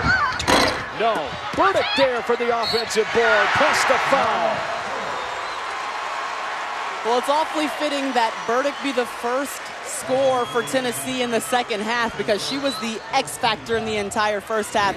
Tennessee's so good with the second chance opportunities. Carter trying to get in to score with the dribble penetration, but Burdick, she just goes untouched on the weak side of the defense, staying active. She knows that she is going to have to play a large role if Tennessee's going to get the victory today, and she's staying active with or without the basketball. She's doubled her average. She's got 15 to lead Tennessee. Tennessee back in front now.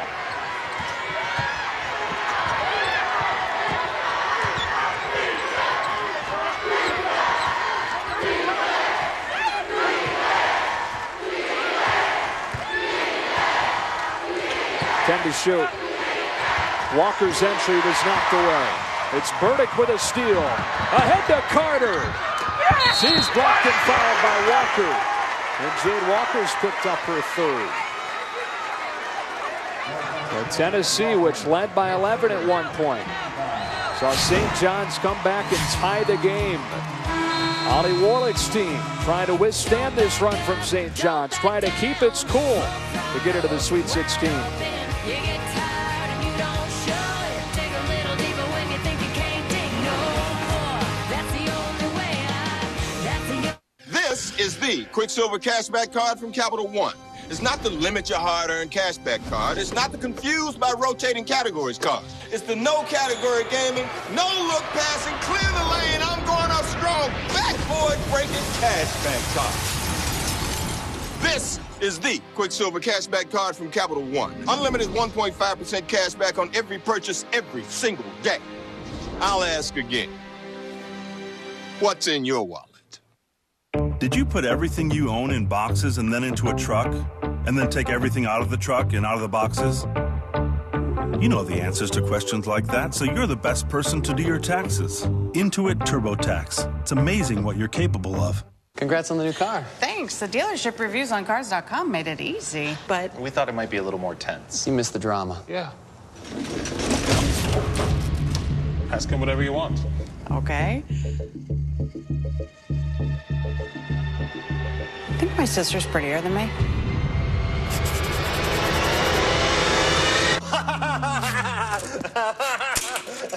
Research, price, find. Only Cars.com helps you get the right car without all the drama. I have a big meeting when we land, but I'm so stuffed up I can't rest. NyQuil Cold and Flu liquid gels don't unstuff your nose. They don't? Alka-Seltzer Plus Night fights your worst cold symptoms, plus has a decongestant. Oh, what a relief it is. Mine was earned in Korea in 1953. Afghanistan in 2009. Orbiting the moon in 1971. Once it's earned, USAA Auto Insurance is often handed down from generation to generation because it offers a superior level of protection and because USAA's commitment to serve current and former military members and their families is without equal. Begin your legacy. Get an auto insurance quote. USAA. We know what it means to serve. The Firestone Grand Prix of St. Petersburg, today at 3 Eastern, noon Pacific on ABC. Kevin Nagani in studio. BYU, the 12 seed, trying to pull off an upset in L.A., but here comes Nebraska. Emily Cady Cornhuskers start to settle down, get that offense going within 5 as they approach the halfway point of the second half. You see the Baylor-Cal game. Baylor up by 7 on their own floor. Oklahoma State at Purdue up by 13. Back to Joe Maria. All right, Kevin. Tennessee has missed out on the Sweet 16 one time in program history. St. John's has made the Sweet 16 one time in program history. Winner gets the winner at Texas and Maryland at the KFC Yum Center in Louisville. With Maria Taylor, Joe Davis back at Thompson Bowling Arena. Ray Carter knocking down the first free throw. St. John's is going to have to do a better job on the defensive boards. They only allowed 3 offensive boards to Tennessee in the first half, already now 6. So in the first just 4 minutes, they've allowed Tennessee to get 3 more offensive boards. The second chance opportunities are going to be big down the stretch. Tennessee led by 11. St. John's charged back to tie it at 39. The Lady Vols have now scored 4 straight.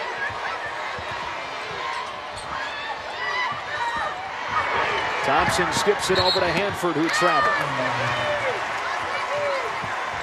Well, you rarely see that out of Hanford. Just got a little bit too fast for her own good. But she's got that speed with the first dribble. She's going to attack the baseline if you don't cut it off. At 27 against USC Saturday, has 18 today.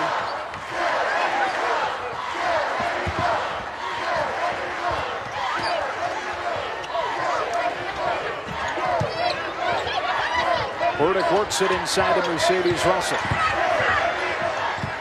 Russell throws it away. No coverage of the Division I Women's Basketball Championship presented by Capital One continues tomorrow, 9:30 on ESPN2. Also live on Watch ESPN. Going to be a tough one for Louisville, having to play on Iowa's home floor. How about James Madison coming up with its first tournament win since 1991 this weekend, and now getting ready for a Texas A&M team that both of these teams beat during the regular season. Lewis bounces for Hanford. They left it short.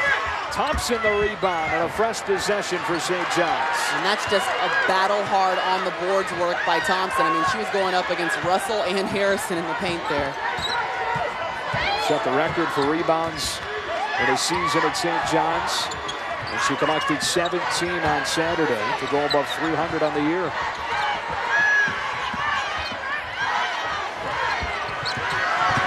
Lewis with the shot clock winding down. Gives it up to Langley. Off the back iron. And Carter winning the race to the board. St. John's isn't afraid to be patient on offense. You see they are working for the perfect shot. They want the extra pass. They're looking to penetrate and kick. That is something that they've worked into their offense. They do not want to quick shoot the basketball against Tennessee.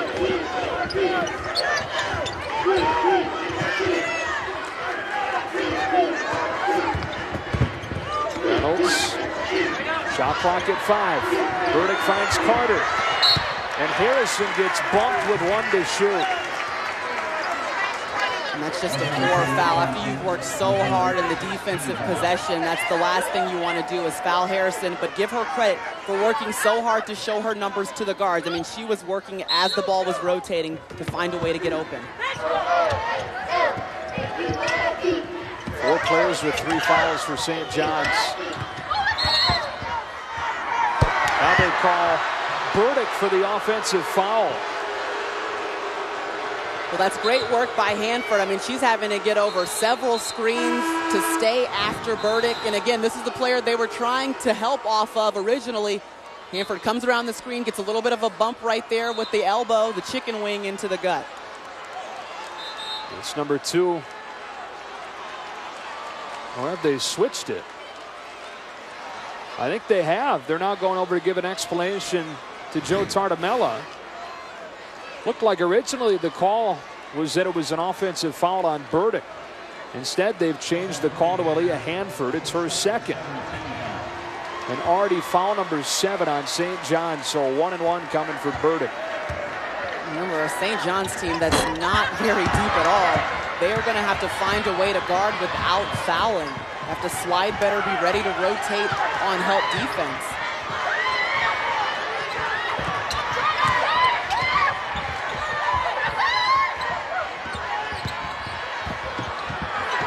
Good ball rotation. Lewis puts it on the floor and gets fouled. That's where she's at her best. Really, everybody in this backcourt for St. John's works best. All going on Isabel Harrison, only her second. And Lewis headed to the foul line. And Lewis gets a lot of minutes at that backup point guard position. Her job is to stay aggressive, continue to attack. She's great at distributing the ball. That time she didn't have any other option, so she was just going to go and continue to attack the bigs.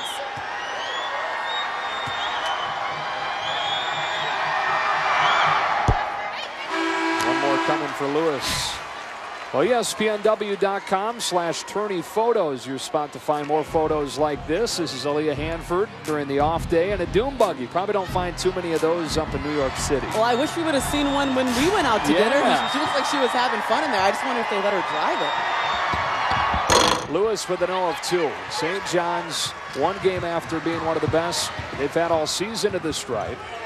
2 of 7 in the second half today. Travel called on Burdick. Again, you see how wide open Sierra Burdick is when she catches the ball. I mean, all the red jerseys are sagging off. They're getting as close as they can to the paint. They want to have 2 hands almost touching the post players. Right now, that's Harrison, Mercedes, Russell. They just want to keep the ball out of the post players' hands, that high percentage shot. They're stuck with that plan, has St. John's, trying to overcome a size disadvantage. Tennessee with 6 players, 6'2" or taller. St. John's lacks size in a big way. Walker wants it in the post against Harrison. McPherson gave up her dribble. Now Walker gets it and leaves it short.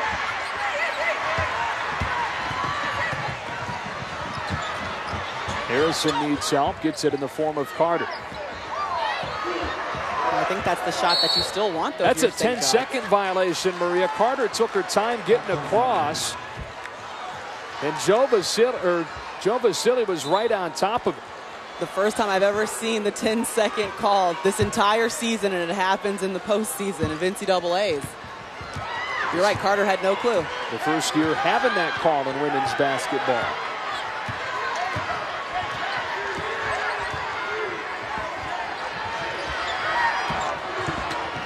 Hanford turned it right back over. St. John's a little bit sloppy right now on the offensive end. Reynolds forces up a quick shot. There's that quick shot rearing its ugly head. Not what you want at all. You see St. John's being patient. They're bringing the ball up slowly, looking for the correct shot. Now, on the last possession, they didn't have very good spacing as they were trying to get the ball into Archer. They just need to do a better job spacing and then coming back to the basketball when it's being passed to them. Hanford got it. You can just tell that she just eats up this kind of environment. I mean, she's loving this crowd. She has it all on the shoulders for the pressure, and she's working for her team. She is the scoring option for St. John's. That's already been turnover number 6 for Tennessee in the second half. You see Holly Warlick going to bring Megan Simmons back into the game despite the foul trouble. Walker throws it into the bench. St. John's continues to be sloppy, but somehow continuing to hang around. Tennessee with a 2-point lead here in Knoxville.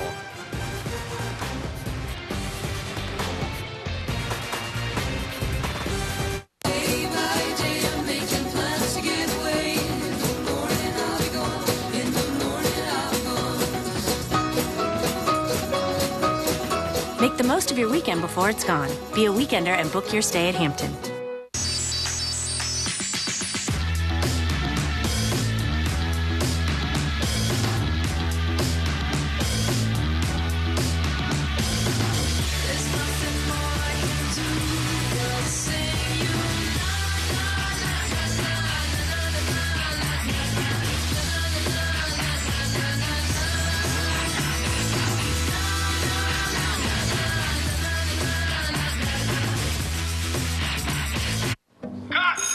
This is Jane. Her long day on set starts with shoulder pain and a choice. Take 6 Tylenol a day or just 2 Aleve for all-day relief. Roll sound. Action. Game time. Papa's in the house. Wow. What's all this? I'm all about stats. For instance, have I got some numbers for you? Papa John's, a leader in online ordering. You bet, Jim. You were the first pizza company to offer it nationwide. What's the secret? Jim, it's the pizza. To celebrate our online leadership, get a free pizza on a future order when you use promo code STATS. Better ingredients, better pizza, and a better way to get it. PapaJohns.com. Be one with it, and it will be one with you. Be one with your tires, and the road will be one with you. Hang-up tires. Oh, hi there, Bill. Hey. Are you in town for another meeting? Yep, I brought my A-team. Make the most of the weekend before it's gone. This is my family. This is Joe. Hi, Joe. Hi there. Be a weekender and book your stay at Hampton. Feel the Hamptonality. Well, Tennessee in the second half is 1 for 8 from the field. More turnovers than points. And St. John's, after trailing by 11 for the second game in a row in this tournament, back to within 2.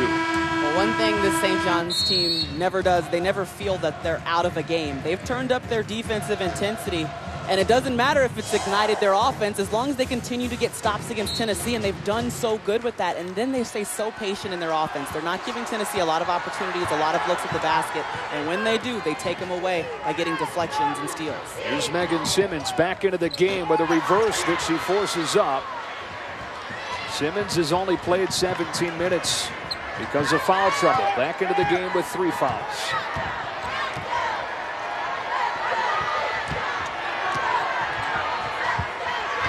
Walker in the middle of that zone, working inside, but it pops out. That's good work by Walker. That's a shot you want to take. If she's going to catch the ball in the high post, no one's going to guard her. One dribble, see if you can get to the rim. They leave Russell wide open, knowing that she won't pop from out there. They won't play Burdick past the free throw line. You can see that as well. Hanford's going to keep 2 feet in the paint. Carter with a crossover. She shoots. Russell there to clean it up.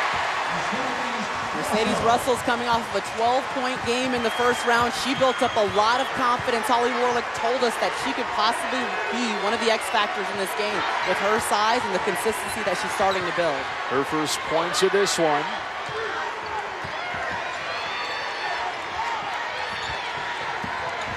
Archer wants it in the post against Russell.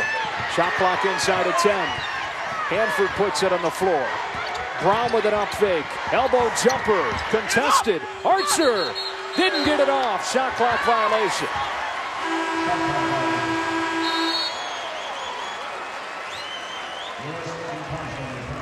The journey to the Frozen Four in Philadelphia continues with regional semifinals and finals from Worcester, St. Paul, and Cincinnati. Saturday at 4 Eastern on ESPNU and on Watch ESPN. Go to NCAA.com for more information. It's the online home for all 89 NCAA championships. Now Brianna Brown's back in the game for St. John. She's had to sit out a lot too with foul trouble. Well, she's got 3. Foul trouble has been an issue all week for St. John's. They committed 28 fouls on Saturday. Had 4 players with 4. Backdoor cutter to Simmons, and she's fouled by Lewis. Great work by Simmons, just playing without the basketball, recognizing that she's getting overplayed, so she's just going to go with a quick little backdoor cut. Burdick with a nice pass. I mean, she's leading Simmons to the basket, giving her the opportunity to finish. Lewis couldn't believe it. She's logged some really good minutes for this team tonight. And Simmons headed back to the foul line. And Lewis at only 5'5". I mean, she's having to work double time on defense. She has to guard Simmons, then she has to go be the person bringing the ball up, initiating the offense for St. John's, and that's a lot of work. That's a lot of pressure on her shoulders.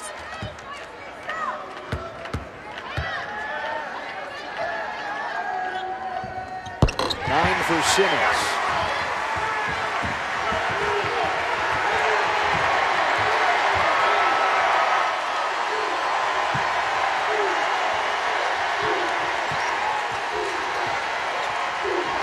Hanford nearly turned it over.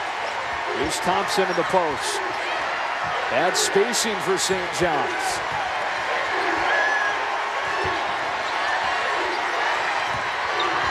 Grant, nowhere close. Poor possession for the Red Storm. Great defense by Tennessee, just making sure that they stay true to their zone. But that's a quick shot right away by Tennessee. Third try goes, finally succeeds. Timeout, St. John's.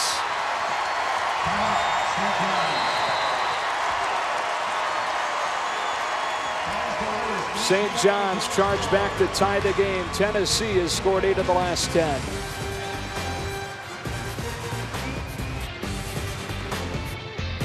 So our business can be on AT&T's network for $175 a month? Yep, all 5 of you for $175. Our clients need a lot of attention. There's unlimited talk and text. We're working deals all day. You get 10 gigabytes of data to share. What about expansion potential? Add a line anytime for $15 a month. Low dues, great terms. Let's close. New AT&T Mobile Share Value Plans. Our best value plans ever for business. The excitement of women's Final Four is taking over Tampa Bay. Got it all net. This is your chance to witness all the fast-paced action up close. That kid is on fire. Experience the free concerts, in-depth basketball clinics, and hang out for all the family fun. Don't miss your shot. Plan now for the 2015 NCAA Women's Final Four. April 5th and 7th at Tampa Bay Times Forum in Tampa Bay, Florida. Visit ncaa.com/Women's Final Four for ticket and event information. Did you put everything you own in boxes and then into a truck? And then take everything out of the truck and out of the boxes? You know the answers to questions like that, so you're the best person to do your taxes. Intuit TurboTax. It's amazing what you're capable of. Before Allegra, allergies kept me from being the fun dad. After Allegra, I'm nonstop entertainment. The power of non-drowsy Allegra works even at 8 times high pollen levels. Relief starts in 1 hour and stays strong for 24. Allegra, stop suffering, start living.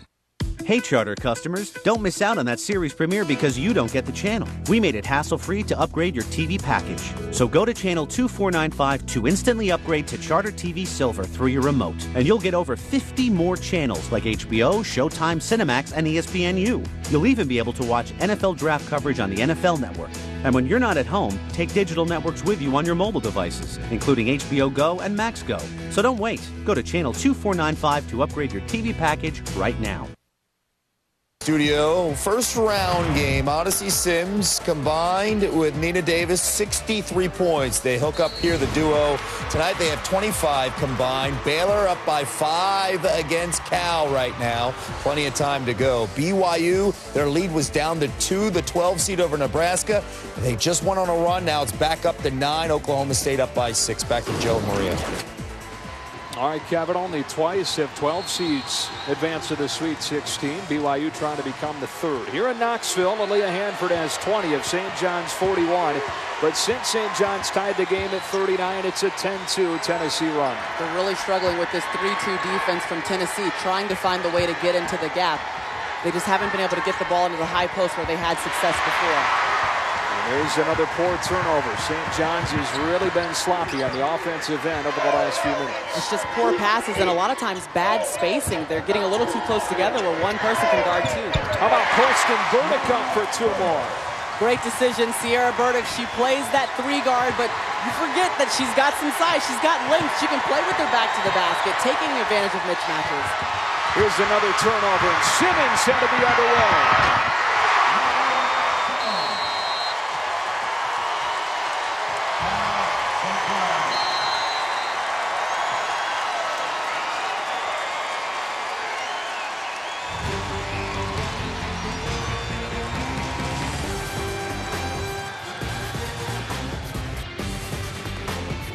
The NCAA Women's Championship is presented by the Quicksilver Card from Capital One. Earn 1.5% cash back on every purchase. What does everything mean to you? With the Quicksilver Cashback Card from Capital One, it means unlimited 1.5% cash back on everything you purchase every day. It doesn't mean everything as long as you buy it at the gas station. It doesn't mean everything until you hit your cashback limit. It means earn 1.5% cash back on every purchase, every place, every occasion, all over creation. That's what everything should mean. So consider, what's in your wallet? Be one with it, and it will be one with you. Be one with your tires, and the road will be one with you. Hang up tires. It's almost impossible to get them to sit down to dinner. That's why we have KFC Dip Bombs! A KFC Dip'ems bucket, 20 extra crispy tenders, 6 awesome sauces. I mean, he's sitting still. This is kind of miraculous. I'm the world's worst cleaning lady. I'm here in your home having a pretty spectacular Tuesday. But I don't notice the loose rug at the top of your stairs. And that's about to become an issue for me. And if you've got the wrong home insurance coverage, my medical bills could get expensive. So get Allstate. Good hands, good home. Make sure you have the right home protection. Talk to an Allstate agent. All right, guys, let's huddle up here and talk probiotics. For digestive health? Yes, and did you know that True Biotics is a daily probiotic that helps in 2 ways? It supports digestive and immune health by working in your gut, where 70% of your immune system lives. Try True Biotics today. Your allergies bring more than sneezing and itchy eyes. They also bring tough nasal congestion. So you need Claritin D. It combines the leading non-drowsy antihistamine with the powerful decongestant, all in one pill. So blow away nasal congestion fast with Claritin D.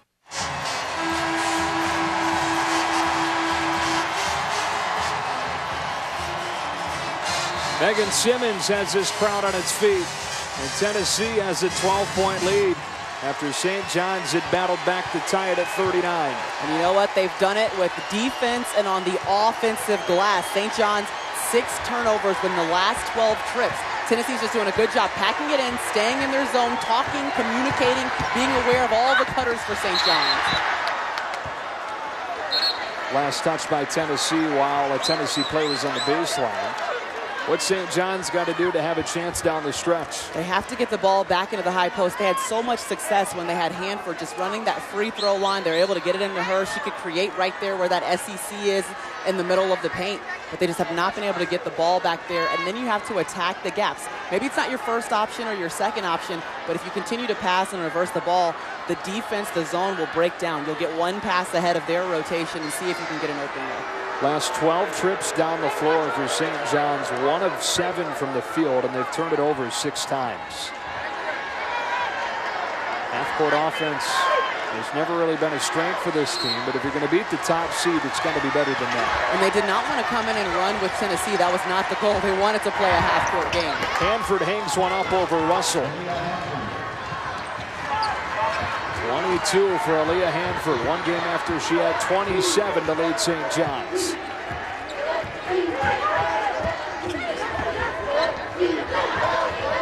Carter working inside, left it short, but Burdick's there for the rebound. What a game it's been for her.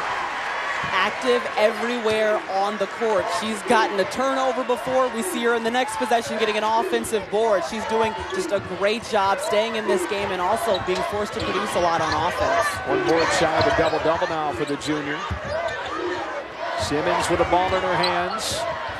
Around the screen, pops through traffic and gets fouled. Well, that's the mismatch that you want. You want Simmons to be guarded that time by Jade Walker because she's a post player. You know Simmons has the speed on her, and that's exactly what Megan Simmons does. She recognizes the mismatch. She's going to go straight at Walker and attack.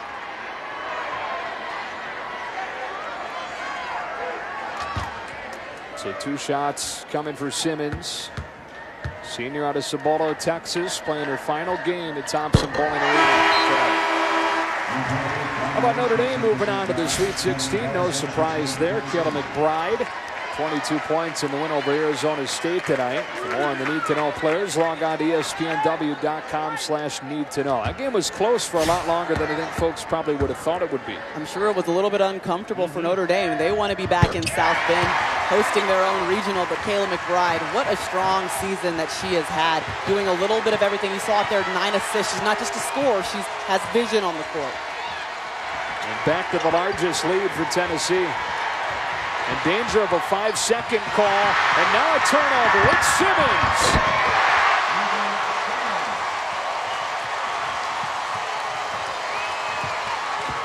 And I saw the fist pump from Holly Warlick over there on the sideline. She's so happy with the way her defense is playing right now. I mean, arms out, active, all these deflections. They've turned into quite easy buckets on the offensive end. Simmons now with 15. Thompson got good post position and missed badly. Graves with a rebound. Tennessee feeling it. Here's Simmons, a pull-up. Bodies crash into the floor on the rebound. St. John's with numbers. Hanford to the rim. She can't hit from point blank. And a tie-up sends it to Tennessee. How about Simmons, who has struggled for a chunk of the night, but coming off of the bench in that foul trouble, getting it done. Well, Speedy, she's going to get out and cause a little bit of ruckus there. She's going to beat it. It's a foot race. It's hard to catch her. A great finish with the right hand. She deserves a little bit of a break. Pat Summitt called her one of the fastest players that she ever coached. I thought she was headed to the bench. Coach says, no, you got to stay out there. Nice work turning defense into offense. 5 players with 2,000 points in her career at Tennessee. Some really good company in that group. There's Graves getting fouled. Goes on Langley, her third.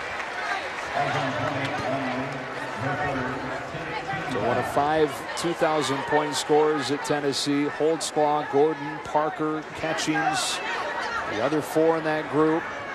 But actually, Megan Simmons wasn't even being recruited heavily by Pat Summitt. It was Candace Parker who had seen Simmons some during the camp tour. They told Coach Summitt, you've got to give her a better look. You've got to find a way to get her here. Parker was right on target. What I love about what Megan Simmons is doing right now, especially in this game, is that she's letting the game come to her. You see she's working a little bit harder on the defensive end, getting a few deflections, getting out in transition, not just trying to play the contested shot, seeing if she can shoot over defenders. She's doing a great job just playing in the flow of the game, and that's exactly what Tennessee needs from their senior. I mean, she is the leading scorer, but the pressure is not all on her. We've seen that because Burdick has stepped up. She has had plenty of her teammates step up, and you can just tell that it's helped her relieve the pressure. Tennessee has gone on a 16-2 run over the last 5 minutes. On the verge of the Sweet 16 for the 32nd time in program history. Langley through contact, no. Rebound Graves.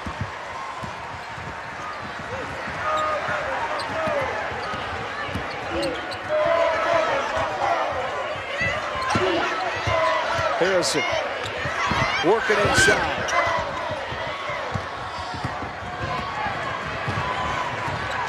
Brown threads one through to Thompson. I think now's the time St. John's turns on the Jets. Don't even let Tennessee get into their half-court defense. Now's the time to just run in transition. Tennessee's probably going to look to slow it down a little bit here. But I think St. John's would be wise to start just trying to run and get some easy baskets in transition now. Trailed by as many as 11 yesterday in that comeback win.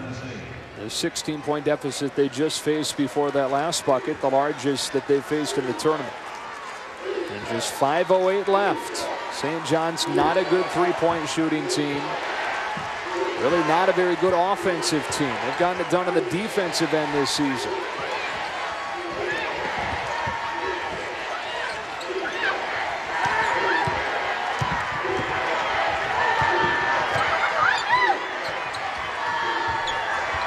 Hanford against Graves, getting rejected. Brown follows it. Hanford getting fouled. It goes on Harrison, number 3 on her. Well, Graves did a great job guarding Hanford. Yeah, she's got the speed. She just lets her go by and gets a nice swat at the end. She knew Hanford was going to go around her, so she waited for her to go ahead and get to the basket. As soon as she released the ball, Graves was all over it with the swat.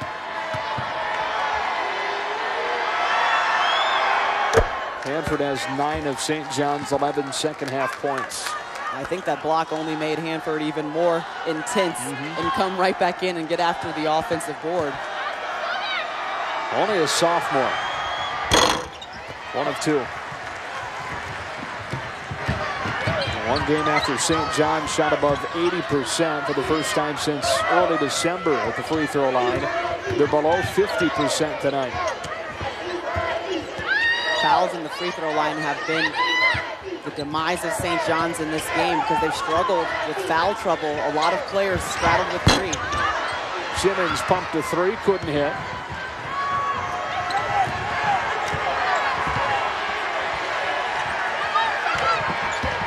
Hanford can't get the roll. Harrison gets the rebound and a foul. Looks like it's going to go on Hanford. It does. Number 3 on her. Into the double bonus is Tennessee, so 2 shots here. And even on that drive, you see it, Hanford didn't care that she was going right into the big. She was going to protect the ball. She knew that Graves was going to be standing right there. She knew Harrison was going to be down there on the block. She does not care. I mean, she's going to take it right into 6'2", 6'3", and even 6'6" when Mercedes Russell is in there, but she's so creative. She can loop around the arms of the bigs and still sometimes get a finish. Harrison in the double figures with that make. Winner of this one gets the winner of this one, which will be tomorrow night, 7 o'clock Eastern on ESPN2. Texas against Maryland. Well, McGee Stafford, she had 20 points and 12 rebounds, 6'7", a great center for Texas. But Maryland's Alyssa Thomas, I mean, I know it's her senior season. She's got a lot to prove. She wants to go to the Sweet 16. Burdick follows the miss and collects 2 more. 19 for Sierra Burdick.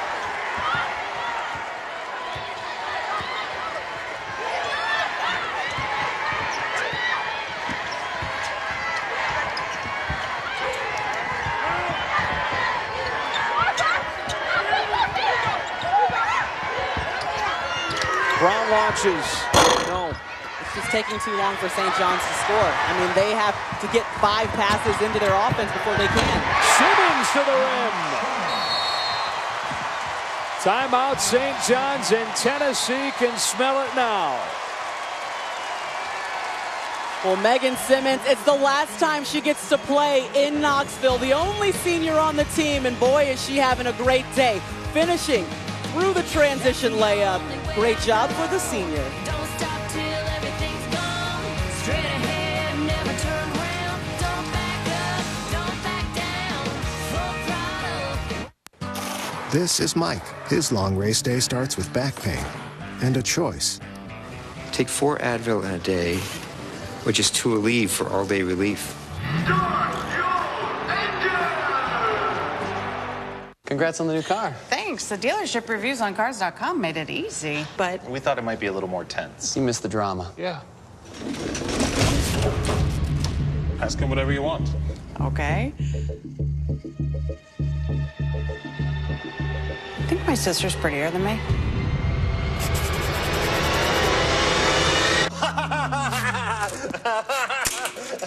Research, price, find. Only Cars.com helps you get the right car without all the drama. Are you okay, Mom? Yes, I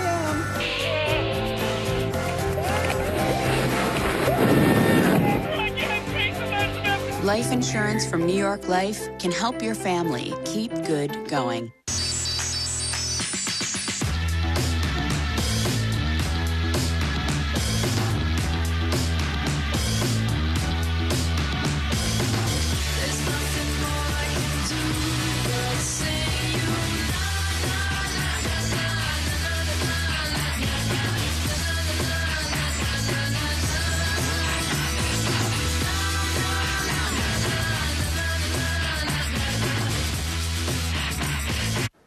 Harold, you've always had that skillet.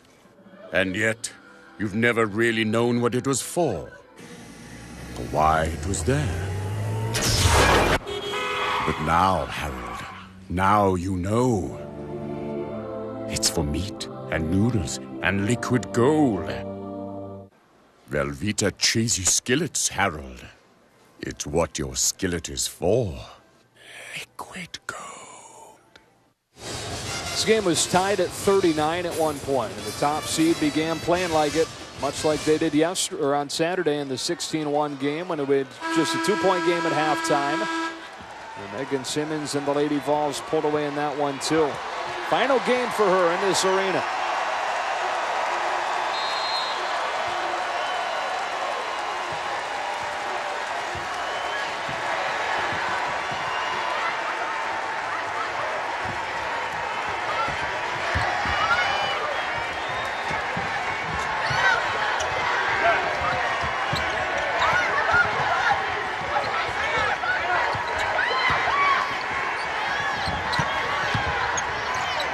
Langley into the corner for Brown.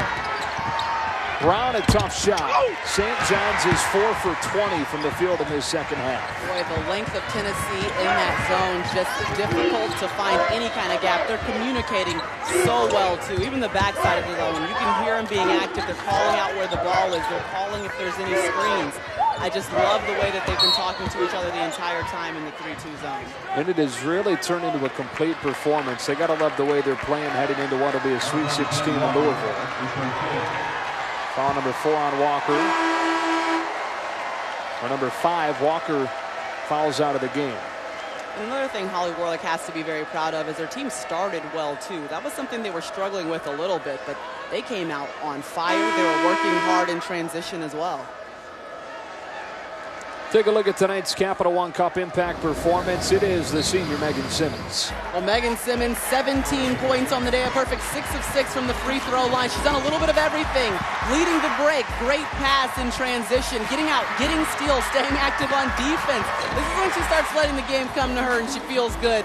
There's a lot to hug about on Rocky Top as they're looking ahead to the Sweet 16, and it's Megan Simmons' last opportunity to play in front of a home crowd, and I love the warm reception she's got the entire night. Interesting to see how many Tennessee people can get tickets up in Louisville. You know that they support the team so well there at the KFC Yum Center. Louisville's got to take care of business itself first, though, having to play at Iowa, the second round game tomorrow. Tennessee met Louisville in the Elite 8 after Louisville knocked off Baylor last year, so it could be another great matchup again. Graves sits down. Well, Tennessee has fallen in the Elite 8 3 straight seasons. Last trip to the Final Four was their last national title year in 2008. Simmons stepped on the sideline. And it would be extra special this year for Tennessee with the Final Four being in-state in Nashville. They've been all season long called the Grind for 9. Holly Warlick and her team, and they've just progressively gotten better. Starting the SEC season, they were 2 for 2, trying to figure out work through kinks. They lost their starting point guard, Ariel Massengale. Carter had to step up. Reynolds had to step up, but they never seemed to lose focus on the court. My goodness, Russell pounds that shot from Brown. And she deserves to smile after that one. 6-6 in the paint. No way, complete rejection. And Simmons, for the final time on this floor, exits. And it's great to be able to see her walk off the court in this manner in front of her home crowd. She's still giving hugs down the bench. She'll go down as one of the all-time greats. With the all-time great programs in the sport. What a day for Sierra Burdick. One short of a career high with 21. And she's been the X factor the entire night. Challenged to score from the beginning, or challenged to shoot from the beginning of the game. She stepped up with confidence and hit them repeatedly. Brown knocks down a 3. We kind of got the feeling coming out of the shoot-around today that she would have to be the X factor because she was going to be somebody that would have an opportunity with the defense that St. John's was playing, packing it inside. And that's right. St. John's chose. They said number 11. We just want to sag off of her. We're going to use that man to be the helper. Sierra Burdick now getting the round of applause for her performance. She was the game changer, I think, for Tennessee in this matchup because she brings that length, that size. She even posted up a couple times back to the basket. Look at that double-double. 21 points, 11 rebounds, right when her team needed her. You and I asked her if she has aspirations of being a coach, and she maybe appropriately said, is that just because I'm the loudest one at practice? And it might be. Yeah. It might be. We always hear her voice. You could just tell she's one of the vocal leaders. She said she might be, but she wants to more just interact. Player development is something that she is interested in. She likes her assistant coach, Dean Lockwood, and the way that he gets along with all of the post players. She actually has an internship lined up this summer with Good Morning America. So Tennessee will advance to the Sweet 16.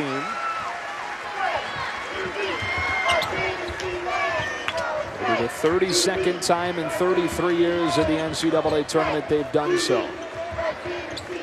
Tennessee has looked like a number 1 seed. Getting back into this game, it took offensive rebounding, it took forcing turnovers, and then eventually taking advantage of their size in the paint. They've just done it in all facets of the game. Russell too strong with the shot clock winding down, and then Carter with a foul. How about St. John's, though, coming from behind on Saturday to get into the second round. And that game plan that Joe Tartamello put together kept them in the game for 25-30 minutes. And the only thing that changed was the spacing just kind of fell apart a little bit. when Tennessee went into that 3-2 zone, and back-to-back turnovers allowed Tennessee to get back into the game, and then a couple of offensive boards. But St. John's, I mean, they've shown they're never really out of a game. Even sometimes when we saw Tennessee go on a run early, they battled right back into the game because they played defense. They stayed patient on offense.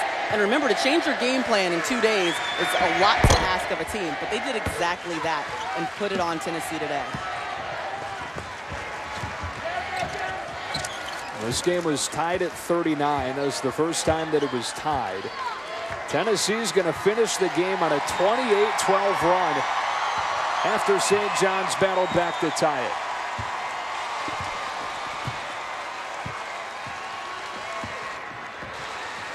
The #1 seed takes care of business. Wasn't easy. They led by just 2 at halftime against the 16 seed on Saturday. They were in a dogfight in this one, but a 16-point win.